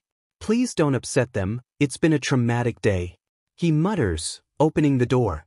3 people look up, each with some kind of red or white hair. One has pure white. One who Izumi remembers is named Fuyumi with mostly white hair streaked through with red, and Shoto. He's staring at her, shock in his mismatched eyes. Izumi? He breathes, disbelieving. His siblings whip around to face him, completely confused. He ignores them and numbly gets to his feet, staring like he's afraid she'll vanish. What are you doing here? There's a bruise on his jaw, and bandages on his arms. Oh my God, are you okay? She shrieks, tears streaming down her face as she dives forwards and wraps him in a hug. He was so angry and he hit you and he hurt you. Are you okay? I'm fine. Really, I promise, he whispers, hugging her back and burying his face into her hair. I'm fine. I don't mean to interrupt, but who are you? The white-haired boy asks, blinking at the sobbing girl his younger brother is comforting. Natsuo, that's very rude. Fuyumi squeaks, as Izumi and Shoto separate. Though, I really would like to know. Dreamer. The younger occupants of the room turn to Aizawa, leaning against the wall and looking utterly bored. She's the hero that spilled the beans about the flaming bag of trash. That was you? Natsuo and Fuyumi gasp. How did you even find out? Izumi shrugs. I can hop into minds. Well, dreams really. That's where dreamer comes from. I may or may not have gotten stuck in Shoto's brain. Cool. Dreamer? When did that happen? Shoto asks, looking utterly confused. Today. Izumi mutters, blushing. I'm officially a hero now. Congratulations? Shoto says awkwardly, obviously having no idea what to do. Izumi smiles, wiping away her tears. Thanks, Shoto. Why were you even in Shoto's mind? Asks the white-haired boy, obviously curious. Izumi moves to sit down, Shoto following her. Well, I've known him for 8 years. We just talk, I guess, and I vent to him about stuff and I took too long and, you woke him up?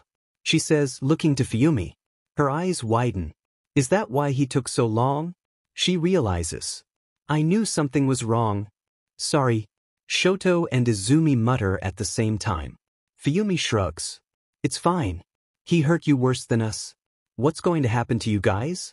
Izumi asks, still nervous. I mean, since he's not here anymore. Well, he's definitely getting a restraining order. Natsuo interjects. 3 counts of domestic abuse, enough that Toya ran away, and there are lawyers who are trying to get unnecessary violence in hero work, and now that people are thinking about this, I'm of age. Fuyumi comments. I'll get custody of these 2, and Mom? Well, they think they're starting to figure her out. Of course, Dad's lawyers are really good, Natsuo worries. I'm sorry. Izumi whispers, staring at them. Fuyumi shakes her head quickly, holding her hands out in a placating gesture. Oh no, don't worry. It may be difficult, but we can handle it. No, not that. Izumi says, looking down at her lap. 8 years. I knew Shoto for 8 years, and I never realized. She looks up, tears returning to her eyes. I never realized what was happening. Izumi, no. Shoto says, eyes wide. You had no idea. I didn't even tell you who my father was, much less what was happening. You can't blame yourself. But I do. Izumi shouts, looking up at them. It's my job to help, and I couldn't even figure out what was happening to my best friend. I never gave you anything to be worried about. Shoto insists, grabbing her shoulders. You were there for me. That was enough. Izumi latches onto him again, knowing this is awkward and deciding not to care. This is Shoto. He's safe. Would it be really weird if I joined in? One of his siblings asks randomly. Izumi giggles through tears. Yeah, it would be. Do it anyway. Dreamer-ta? The shadowy figure murmurs, looking over the screens displaying the Endeavor News scandal. No pictures, no information, just a hero name.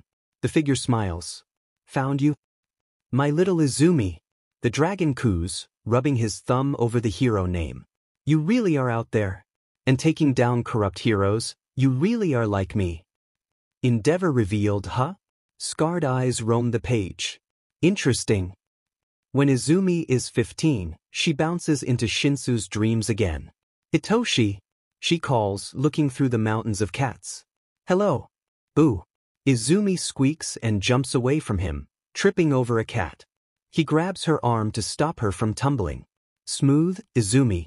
Don't do that. She pouts at him, then reaches down to pet the cat she tripped over. Sorry, you adorable little fluff ball. What about me? I'm not apologizing for you nearly giving my empty body a heart attack. Izumi informs him, rolling her eyes. On a completely unrelated note, are you ready for the test tomorrow? Shinso grimaces, kneeling down by the cats and petting them. I'm nervous as all hell. Well, that's to be expected. Izumi says. This is important to you. But I know you're gonna do great. He smiles. You think so?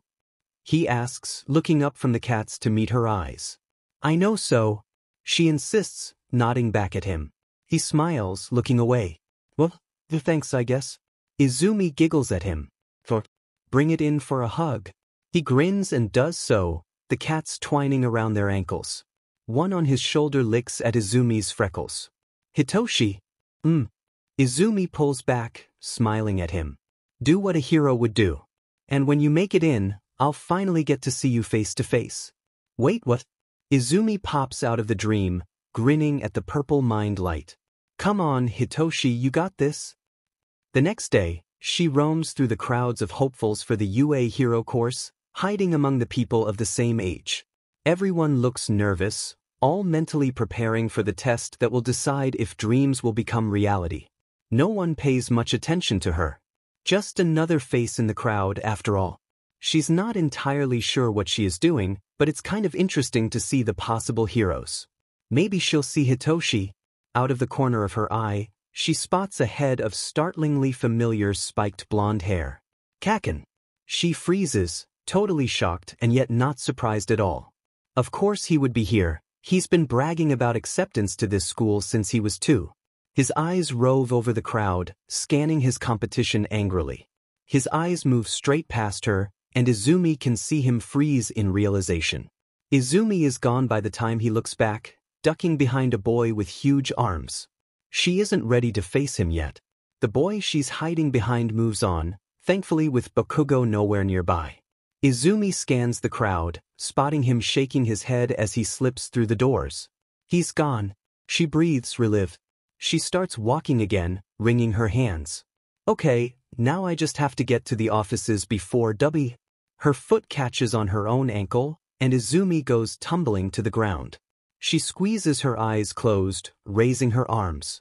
It's a lot farther than she would have originally thought. She really isn't all that tall. Are you all right? A new voice. Izumi's eyes blink open in surprise, staring at the ground. She panics, flailing around in the air again. This isn't anything like flying in the dream room. Hands guide her back to the ground, and she gratefully latches onto them.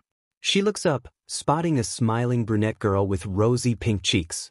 It's kind of my quirk, she explains, tapping her fingers together. But Izumi says intelligently. Oh, are you nervous too? My name's Uraraka Achiko. Midoriya Izumi? Uraraka waves. Well, Midoriya-chan, let's both do our best. She bounces off, obviously headed for the testing areas. Izumi blinks in confusion, before shaking her head, checking for Bakugo, and darting to the door. Well, this year will be interesting. Sorry I'm late. Izumi squeaks, slipping into the room. The hero teachers all look up at her entrance. Izumi, what took you so long, little listener? Yamada asks, swinging an arm around her shoulders. We're just about to get started. Ran into some people. Nice ones, indifferent ones, one who I'd really rather avoid. She explains. Yamada raises his eyebrows, cool. I'm off to introduce the test. You'll be up in the observation room with the rest of the teachers, helping judge. I need to tell the test takers where to go. Izumi nods, following the teachers as they walk through the halls. This is such a big moment for so many people, and yet it's nerve-wracking for her. Izumi sits with teachers and judges, watching over the crowds of prospective students. From here, she can see the robots, standing still and waiting to be activated. Your loud father will likely take a few minutes to introduce the test. Ectoplasm uses. We'll activate the robots now, give them time to scatter and randomize themselves. Then the examination can begin. Izumi nods, looking through a set of screens. Random images of streets and fake shops cover the lot of them, placed so the entire area is covered. Robots roam across the screens, taking new places. And, here they come. Midnight points out, motioning to buses. Those are the examines. Izumi nods, watching them climb out and start to amp themselves up. There are hundreds of them, all hoping for a place in UA. Only 40 will get in. Right, let's start. The middle schoolers all look up at her dad's shout. Is he on the roof? Izumi wonders. That's really unnecessarily dramatic. Aizawa rolls his eyes. He's present, Mike. True. Get moving. There are no countdowns in real battles. Run, listeners. You're wasting airtime here. He shouts, and the students snap out of it and start moving. Izumi watches the groups start to move, a few stragglers hopping too. They spread out, already coming into contact with the point bots. As the first fights break out, her eyes are drawn to a bright, sparkling laser as it cuts through a robot, a ball of purple hair shielded by arms in the wreckage. Good save, Ectoplasm comments. Hitoshi, Izumi whispers. Aizawa looks over to her. You know him? Izumi nods, watching as Shinso shakes his head and runs on. He's really at a disadvantage here. Shinso picks up a piece of metal bar, slamming it into the joints of a robot. It sparks, tumbling to the floor. Ooh, 3 points. I like him. Midnight comments. See anyone else you know? Izumi looks over all the screens. Well, I ran into that girl at the entrance. She points to Uraraka just as she brings 3 robots crashing to the ground. And, explodey boy over there? The one who's taken out 20 bots already? Aizawa mutters. He looks like he's got a bad attitude. We used to be childhood friends. We grew apart, but Izumi watches as he blows another bot to shrapnel. I wonder if he remembers me. Ah, childhood sweethearts? Midnight coos. I'll have to make sure he's good enough for you. Kayakyam's-san no. Izumi squeaks, blushing. He hates my guts. Oh. The sadist mutters, leaning on her elbows and watching him steal a bot kill from another examinee. Then I'll kill him. He must be insane. Oh God. Nedzu chuckles at their commentary. Clearly the examines have no idea how many villains are present or their locations. He says happily. They have limited time and must cover a vast area and hunt down every last target. Some use information-gathering abilities to plan out strategies. He points to the boy with webbed arms that Izumi hid behind at the entrance. While others rely on speed to pull ahead of their peers, he motions to another boy, steam rushing out of pipes on his legs. Of course, remaining calm under pressure can be a huge advantage, as can pure power and combat ability. He points to Bakugo, breathing heavily in a pile of robot rubble, and the boy who saved Shinso, currently posing for the camera. The most successful students use a combination of all these tactics. They're the ones who rack up the highest scores. I'd say this year's group looks promising. Midnight hums, looking over the screens. Well, there's still plenty of time before it's over. The real test is yet to come. Aizawa says, grinning dangerously. He flips open a panel, pressing the red button inside. Let's see how they react. The screens begin to shake, and Izumi looks up, eyes wide. The 0-pointer, dust rises, and a huge robot emerges from seemingly nowhere. It's taller than the buildings. Isn't this a little extreme? Izumi squeaks. They need to be able to deal with this. Netsu points out, watching carefully. Izumi returns her gaze to the screen, worried. Less than 2 minutes remaining. Examines run from the approaching bot, dodging chunks of falling buildings and hunting for points. Izumi watches them run, eyes catching on something in the rubble. That girl's stuck. She worries, pointing. Midnight leans over. She needs to get out of there. Wait, what's that? Someone darts forward, sliding to a stop by the girl and tugging at her leg. Hitoshi. He needs to get out of there. No. The robot slinks closer, a hand slowly raising to the two examines. Shinso shifts, levering the rubble up with the bar he's still carrying and shouting something. Uraraka freezes, then moves, reaching down to her leg and tapping the rubble. The robot is far to close, and Izumi leans forwards in her seat. Come on, get out of there. Shinso yanks once more, pulling Uraraka from the rubble and darting back down the road. Yes. That's a good 40 points right there. Midnight whispers, looking at all the scores. Nice work. Both of them are running now, Uraraka shoving Shinso out of the way of falling rubble as they go. They catch up to the other examines, still running and knocking out 1 or 2 robots in the way. And time's up. The 0-pointer freezes instantly, hand outstretched. The examines run a few more steps, slowly stopping as they realize it's over. Izumi breathes a sigh of relief, watching Shinso gasp for breath, but unhurt. I'm off to make sure they don't limp home. Recovery girl announces, standing up. It looks like the gravity child twisted an ankle under all that rubble and running. We can recheck and score them now. Netsu squeaks, rewinding the screens. First up, Ioma Yuga. Izumi jumps through dreams, hunting for nightmares. She pauses at Shinsu's. Still awake. I hope he's all right. She whispers. Gently, she reaches a hand out and brushes against his mind. Hitoshi. Go to sleep. She whispers, even though she's pretty sure he can't hear her. Go to sleep, go to sleep, go to sleep, you crazy insomniac. Suddenly, his barrier slips away and she's staring up at a dark ceiling. What the? Izumi? Hitoshi? He sits up, looking around in confusion. I'm not asleep, am I? No, Izumi replies. Damn it, not again. Did you just swear? Shinso asks, utterly lost. What is happening? How? Izumi sighs. Okay, so apparently I can also be in someone's mind while they're awake. It's pretty new, so I don't really understand it, but I've only really used it twice before and both were accidents. On a completely unrelated note, are you okay? Why do I get the idea that that question is not completely unrelated? Shinso asks nervously. No reason, just, please tell me you don't feel any shattering. Izumi gulps, trying to be calming. And failing miserably. Child, no. Shatter, you know what? I'm not even gonna ask. Then I'll be up even later panicking. He decides, leaning his head into his palms. Panicking? Izumi worries. I thought it was insomnia. That too. He grumbles, rubbing at his eyes. I failed, Izumi. On the practical. I barely even got 6 points. What? I failed. He shouts, throwing his arms up in the air. After all that hard work and effort and I couldn't even get 10 points. People got 40, 30. He sighs, arms flopping back into the mattress. I failed. I'm sorry. Izumi presses her hands to her mouth, feeling the utter misery flooding through Shinsu's mind. Oh, Hitoshi. I'm fine. Really, it's just another letdown. I shouldn't have gotten my damn hopes up. He grumbles. You didn't. What? You didn't fail. Izumi insists.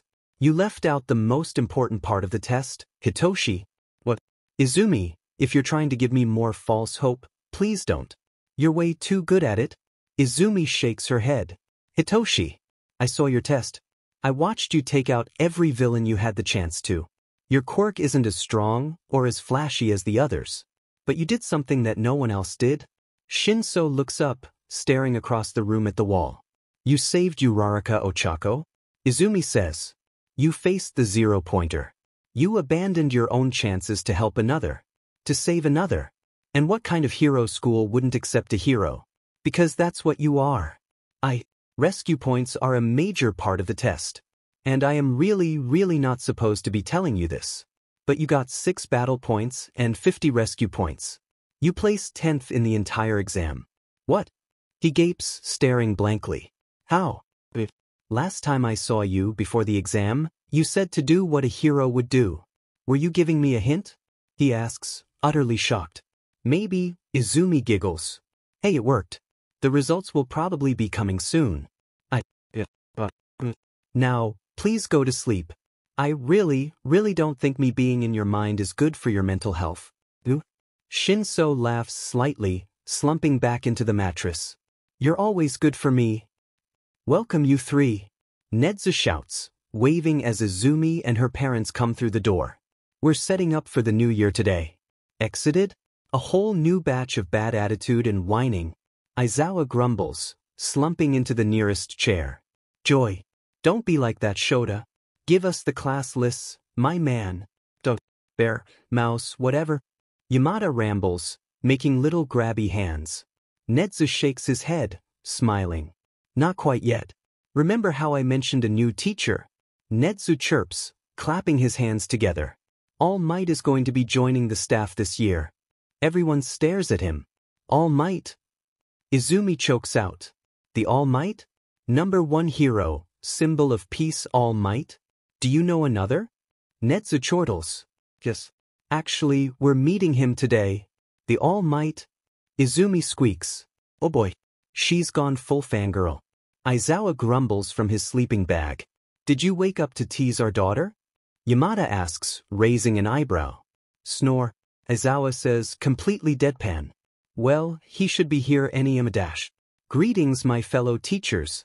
Comes a shout, and All Might himself slides into the room, interrupting Nedzu. What's up, my dude? Yamada shouts back, finger gunning across the room. All Might. Welcome, I was just speaking about you. Nedzu cheers, waving. Now, we ought to introduce ourselves and then you may tell us the matter you spoke of earlier. Izumi stays quiet, staring at All Might. Confused, she lowers her barriers just a bit more, watching his mind. She knows that mind. And this is my adorable daughter, that Midnight has also adopted, Izumi. Yamada announces, waving his arm towards Izumi. He does a double take as he notices her mute staring. Izumi?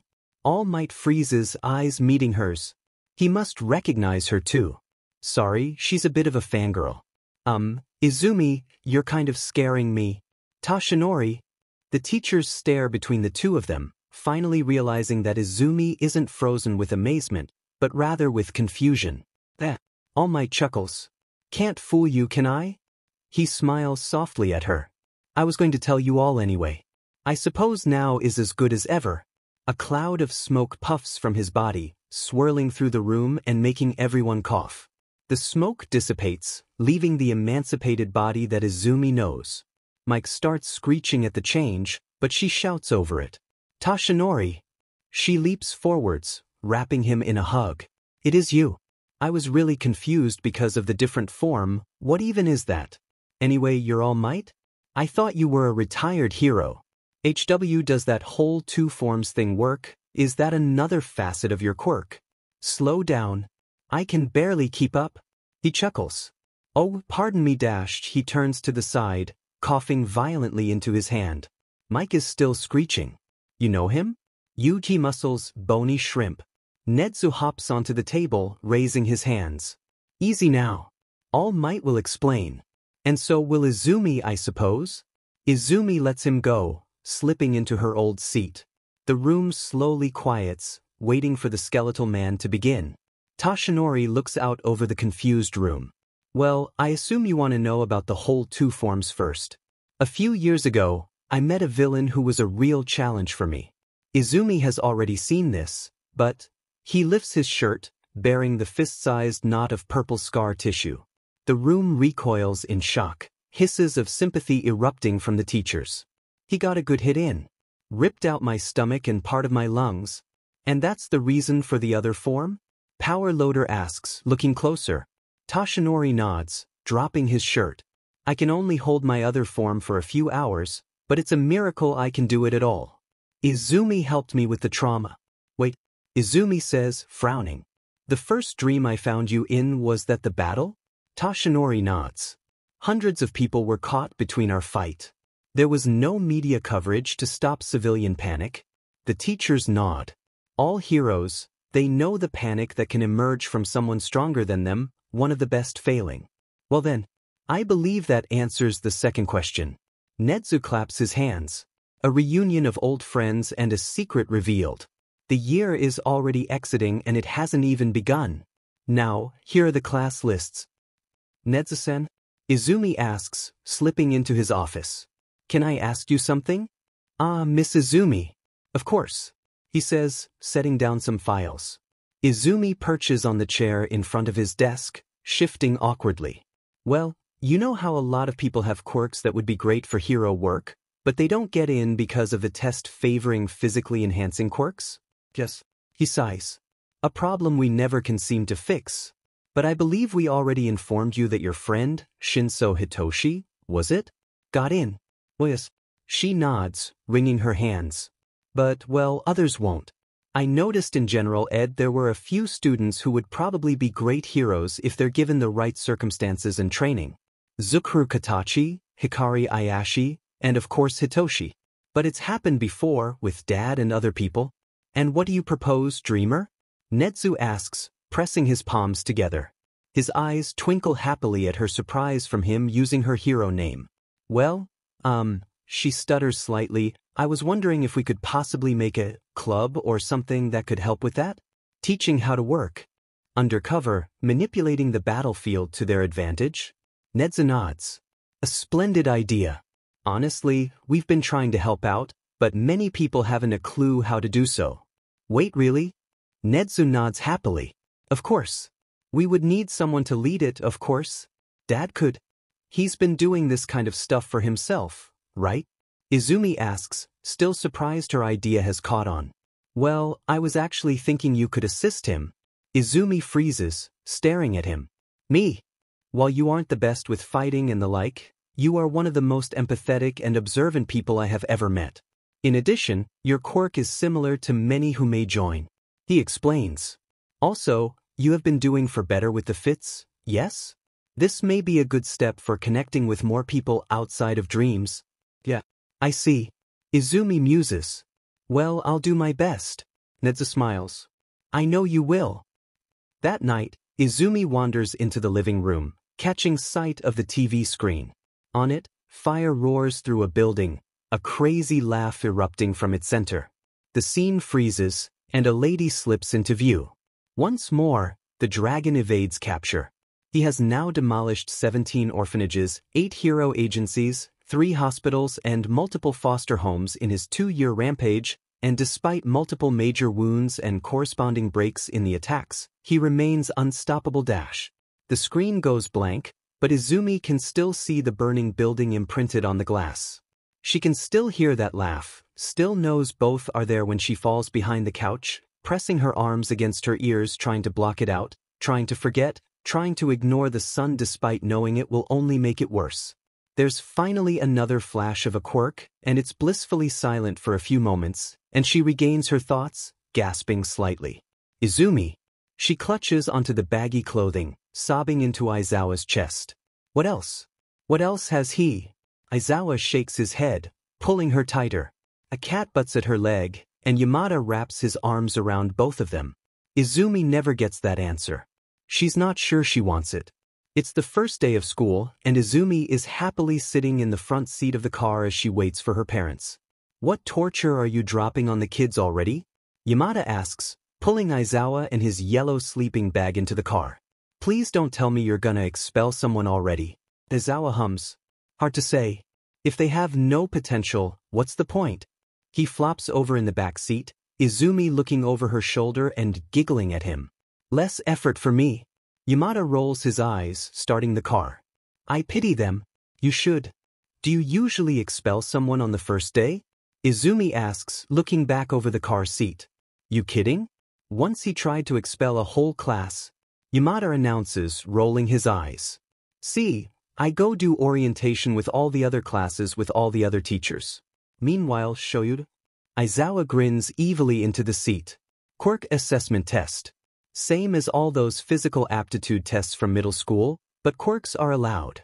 And I'll tell them that whoever scores the lowest will be expelled. What? Yamada pats her shoulder. It's fine, he's just kidding, usually. Besides, Aizawa groans, rolling over. I don't want them to get a headache on the first day. So sweet. Yamada coos, reaching back to pat his hair. Oh, Izumi's braid is still in, kitten. I love it, but kinda detracts from your tired hobo aesthetic. A few hours later, Izumi watches out the window at the training fields, rolling her eyes as Bakugo walks up to the pitch and explodes the ball into the sky, screaming, die. Whoa, he's pretty violent.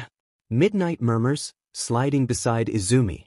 Izumi squeaks in surprise, her barriers fully up and taken by surprise, and slips back, waving her arms. Kiyama-san, don't you have a class? All in orientation, listening to your loud dad. She explains, waving a hand. Most of the rest of us wander around. Anyway, we were talking about Blasty MC Splode, right? What was he like as a kid? Come on, gimme all the juicy details. Izumi turns back to the window, people beginning to line up for the first tests. She can practically feel the nerves from here. He has always needed to be the best. Top grades, top quirk, top everything. Izumi smiles, remembering. You could get him to learn anything by implying he couldn't.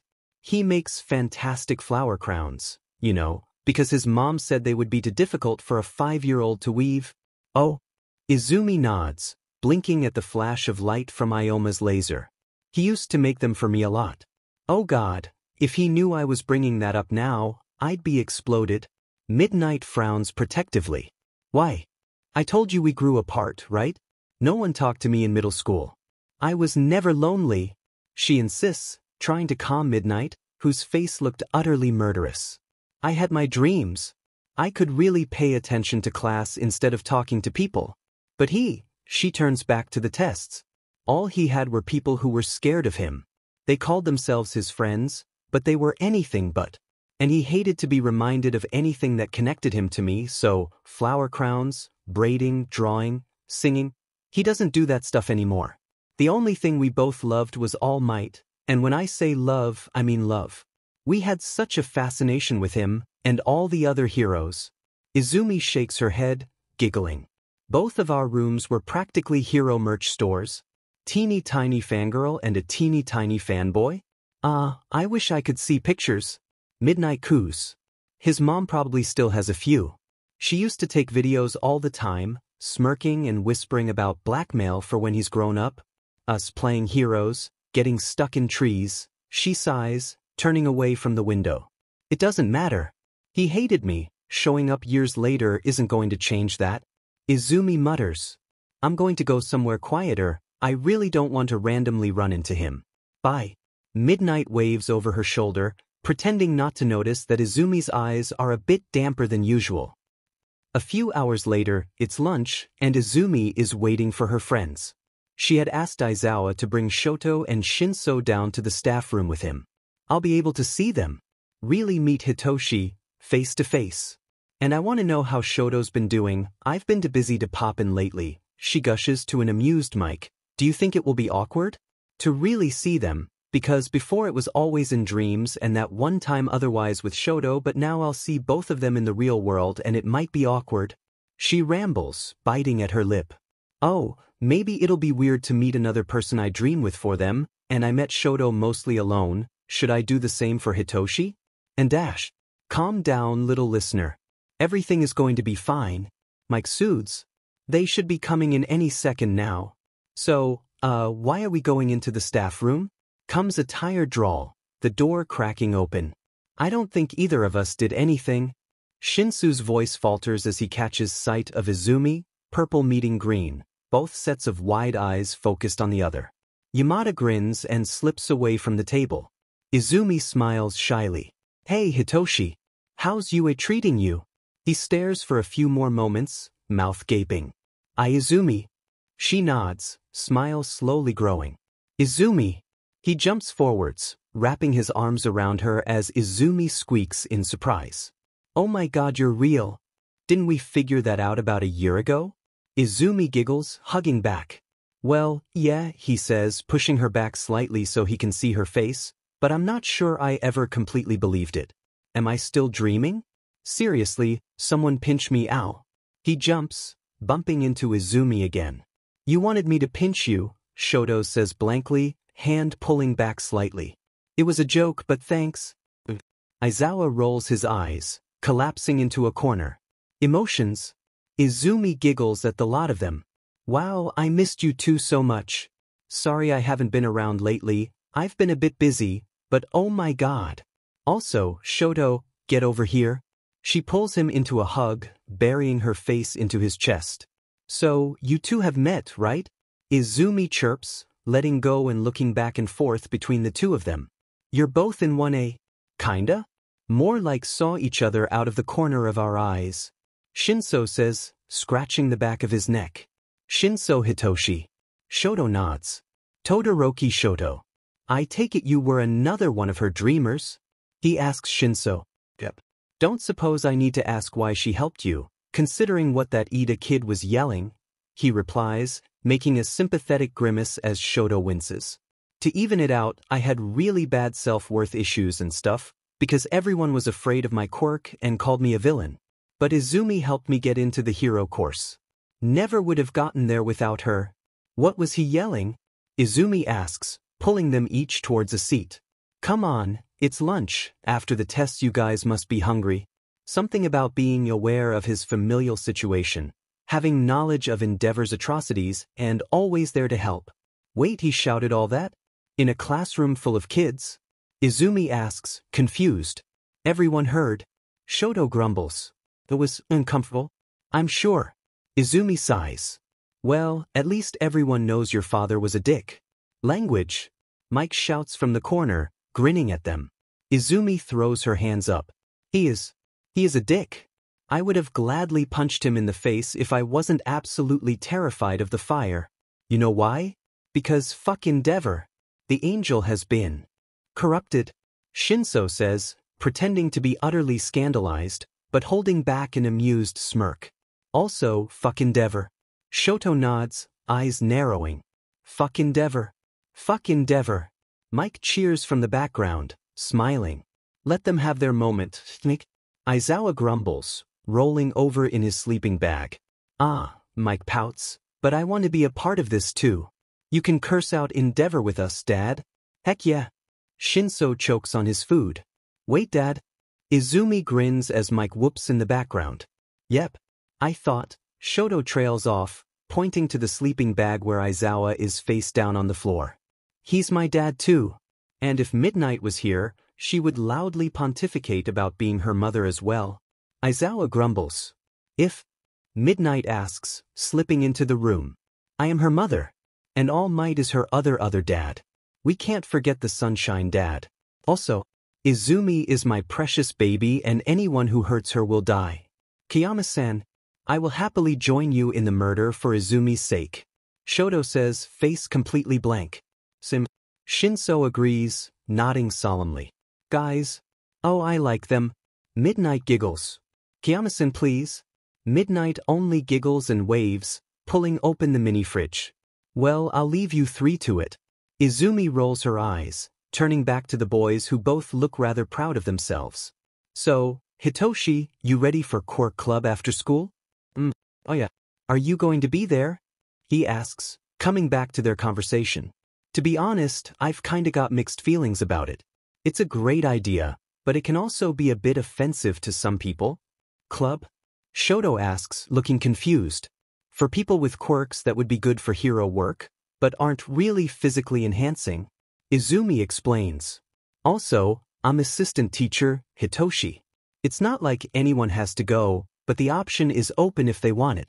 Besides, I'm pretty sure someone else from your class is going too. Really?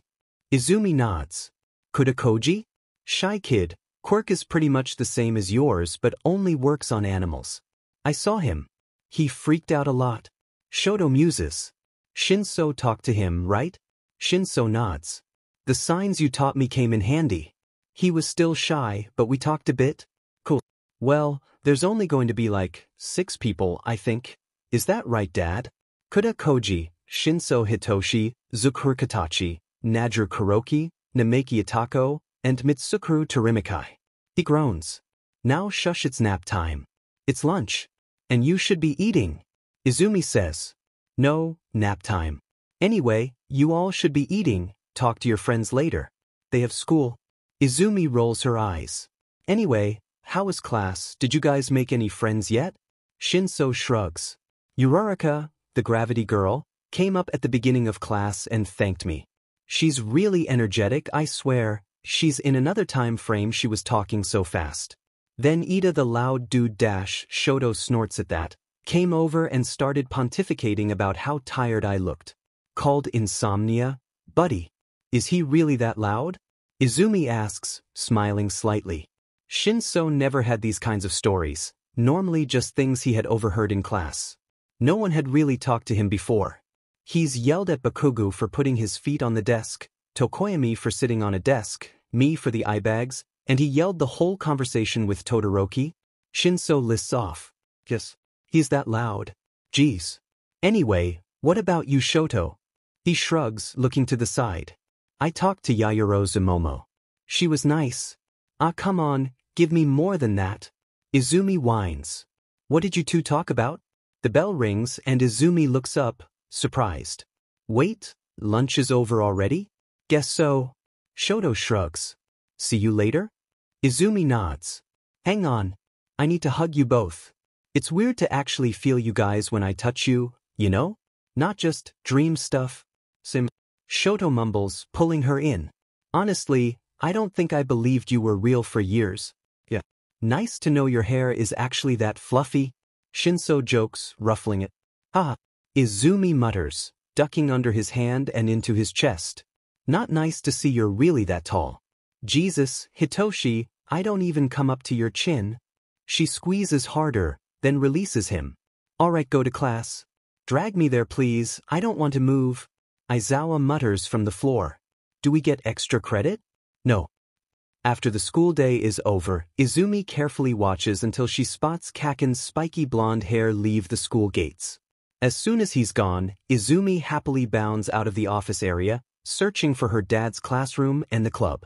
Just a meet and greet today, trying to figure out what will be happening.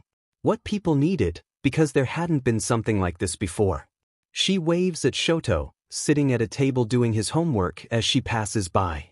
Izumi turns into the Class 1A room, smiling as she notices Shinso messing with his phone and Aizawa collapsed in the corner.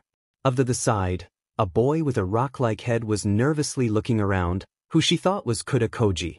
2 other people were there, one girl with brown hair pulled into a ponytail, eyes that seem to shift from green to blue to gray as she moves, and 3 small, dark horns jutting out from her skull, and another girl with dyed, colorful, frizzy hair and dark skin. The colorful girl is talking animatedly, waving her hands in the air as she does. They look up at her entrance, and Izumi waves shyly before sidling over to Shinso. No one else is here yet? She asks, looking around. Shinso shakes his head. At that moment, 2 more people walk through the door. One waves, the projector lens poking out of her left eye focusing around the room. Right behind her, a boy walks in, his straight black hair covering his eyes.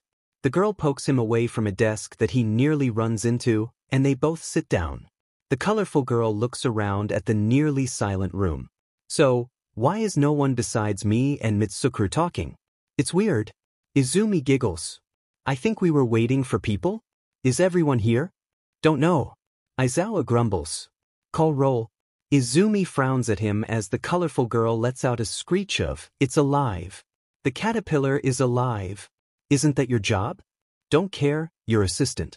Folders on the table. Izumi rolls her eyes at him. Okay, everyone, my name is Midoriya Izumi. I'm assistant teacher, I guess, so can all of you state your name, class, and quirk? Me first. The colorful girl says. My name is Zukru Katachi, but you can call me Kata. I'm in General Ed 3, and my quirk is called Enhancement. It lets me enhance the quirks of people I touch. She grins, lifting her hands to show shimmery palms and fingers. Izumi is practically burning with questions on how it works, but scribbles it down, along with 1 or 2 notes, before moving on. But who else? The girl Kata was talking to raises a hand, and Izumi nods. I'm Mitsukuru Terimikai. I'm in class 2B, and I can find my way to anything because of these little horns. She points up at the bone-like protrusions. Sonar the loose stuff. I'm bad with words. Izumi says, smiling. She turns to Kuda. Do you want to introduce yourself? Or? Kuda's eyes widen, and his hands disappear into a flurry of panic signs. So, this is Kuda Koji, they're in class 1A, and they can talk to and order animals. Izumi translates. Hitoshi, do you want to go next? Shinso shrugs and steps forwards. My name is Shinso Hitoshi, I'm in class 1A and have no fucking idea how I got there, and I can dash. He hesitates for a moment. I can brainwash people if they answer me. Neat. Projector girl shouts. Oh, okay, my turn now. My name is Nameki Itako. I'm in General Education Year 1, and I can project thoughts, memories, and ideas into reality. Her eye whirs, and glowing butterflies flap around in front of her face before vanishing. It may not seem heroic, but I make do. Izumi scribbles it down as Nameki turns to the boy who came in with her. This is Najuru Kuroki. He's in my class, pretty quiet. I can introduce myself. Najuru mutters, annoyed. Damn it, she already said my name. Well, I can throw my eyesight, I guess. Throw it? Izumi asks, completely confused. What does that mean? Najuru sighs, and then pushes his bangs up, revealing blank skin. No eyes. Immediately, everyone except Izumi in the room backs up about 3 feet. Kuda, already pressed to the wall, lets out a shocked squeak, and Aizawa lets out a grunt of surprise. Izumi steps forwards instead, softly whispering, awesome. Najuru frowns, dropping his bangs. Everyone immediately calms down. You're not freaked out? I've seen weirder stuff. She shrugs, remembering some truly unique dreams she's come across. So you can see pretty much everything? I can see 2 scenes. Right now I'm watching some quality breakup drama with one invisible eye and mapping out the school with the other. He pauses, tilting his head. Oh, he just got slapped across the face. So awesome. Okay, you kids have had your fun. Aizawa mutters. He stands, dropping the sleeping bag unwillingly. So, the club's new. Right now is when I would normally be dragging you outside to see what you can do. But, Nedzu said we had to figure out what this madness is going to entail. Izumi bounces forwards. So, right now, are there any questions? Immediately, Nameki jumps up. So first, earlier you called Kuda and them, what was that about? Oh. Izumi blinks surprised. Did I? She turns to Aizawa and Shinso, who nod. I don't know. I think, well, they don't seem like a boy or a girl, so... Kuda waves shyly, signing again once they have Izumi's attention. Oh, you're a gender. Izumi says happily. Yeah, maybe my quirk picked up on that? And your quirk is? Kata prompts. Mind sense, I guess. I can sense the minds of other people, their general thoughts and emotions, though I've got that mostly under control, and I can hop into dreams. Izumi explains. I guess I can tell someone's gender based on their mind? You're forgetting the whole voice in your head thing. Shinso interjects. That is absolutely terrifying without warning, by the way. Yeah, it's terrifying to get sucked into people's brains for me to... Izumi gripes at him. Anything else? How old are you? Najuru asks bluntly. Because you don't sound or look any older than any of us. I brought one of my eyes back. He explains at Nameki's confusion. 15. Izumi mutters, confused. Aizawa stands behind her, glaring over the group.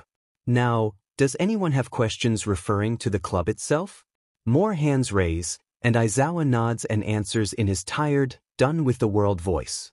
Finally, most of the questions are answered, and they head outside to do a physical ability test. Shinso groans a lot because he already did one. Aizawa only smiles at his pain. Kata sidles over to Izumi. Hey, sorry about that mess. She mutters. Izumi shrugs. It's understandable. People don't get why I'm so young, she says, smiling at her. Kata smiles back, before scratching the back of her neck. Can you tell? Do you know? She stutters, looking to the side. You're trans? Izumi asks. Kata sighs and nods. Don't worry, I won't tell anyone unless you want me to. Kata immediately brightens. Really? Thank you so much. She leans forwards, wrapping Izumi in a hug. I'm really Midoriya? Izumi freezes. Kata's hands touch her arms, and her mind explodes. There are barely a few people here, but she can feel everything. She can feel Aizawa, thinking of the cats and a nap. She can feel Shinso, panting after finishing a lap and coming towards her. She can feel each and every member of the club excited and nervous for this new chance. She can feel Shoto still in the school, waiting for her to be done. She can feel Yamada, and Kayama, and all the teachers. She can feel Nedzu now. His brain is running a mile a minute. She can feel Kata, shaking her in panic. Izumi's not sure when she started screaming. All the minds around her immediately turn her focus to her, and she collapses, clutching her head in pain. Too much. It's too much. It's stabbing, pulling, burning. Hands pull away, and suddenly it's quiet again, and Aizawa kneeling in front of her. Izumi. Breathe. She does, gasping for air. I'm sorry, I don't know what happened. Oh my god, I'm so sorry. Kata shrieks, waving her hands frantically. She tries to step closer, but Aizawa raises a hand to keep her back and Shinso steps between them. I don't know what I did, but I'm sorry. Izumi shakes her head. It's not your fault. IOW. Aizawa focuses his quirk on her again. I have difficulty controlling my quirk. I think you accidentally enhanced it? She mutters, standing up and peering at the handprint on her arm, shimmering like an oil spill. You sure you're all right? Shinso asks carefully, walking over. Maybe. Oh my god. Kata wheezes, pressing her palms to her chest. It's a drug, you need to wash it off, I'm so sorry. It's fine. Izumi says, smiling. You didn't know. Okay, come on. Let's get that stuff off you. Aizawa says gruffly, pulling her along. Don't kill each other while we're gone. He yells over his shoulder. In the bathroom they washed it off in, Izumi starts to giggle. Well, at least no one can say the first club meeting was boring.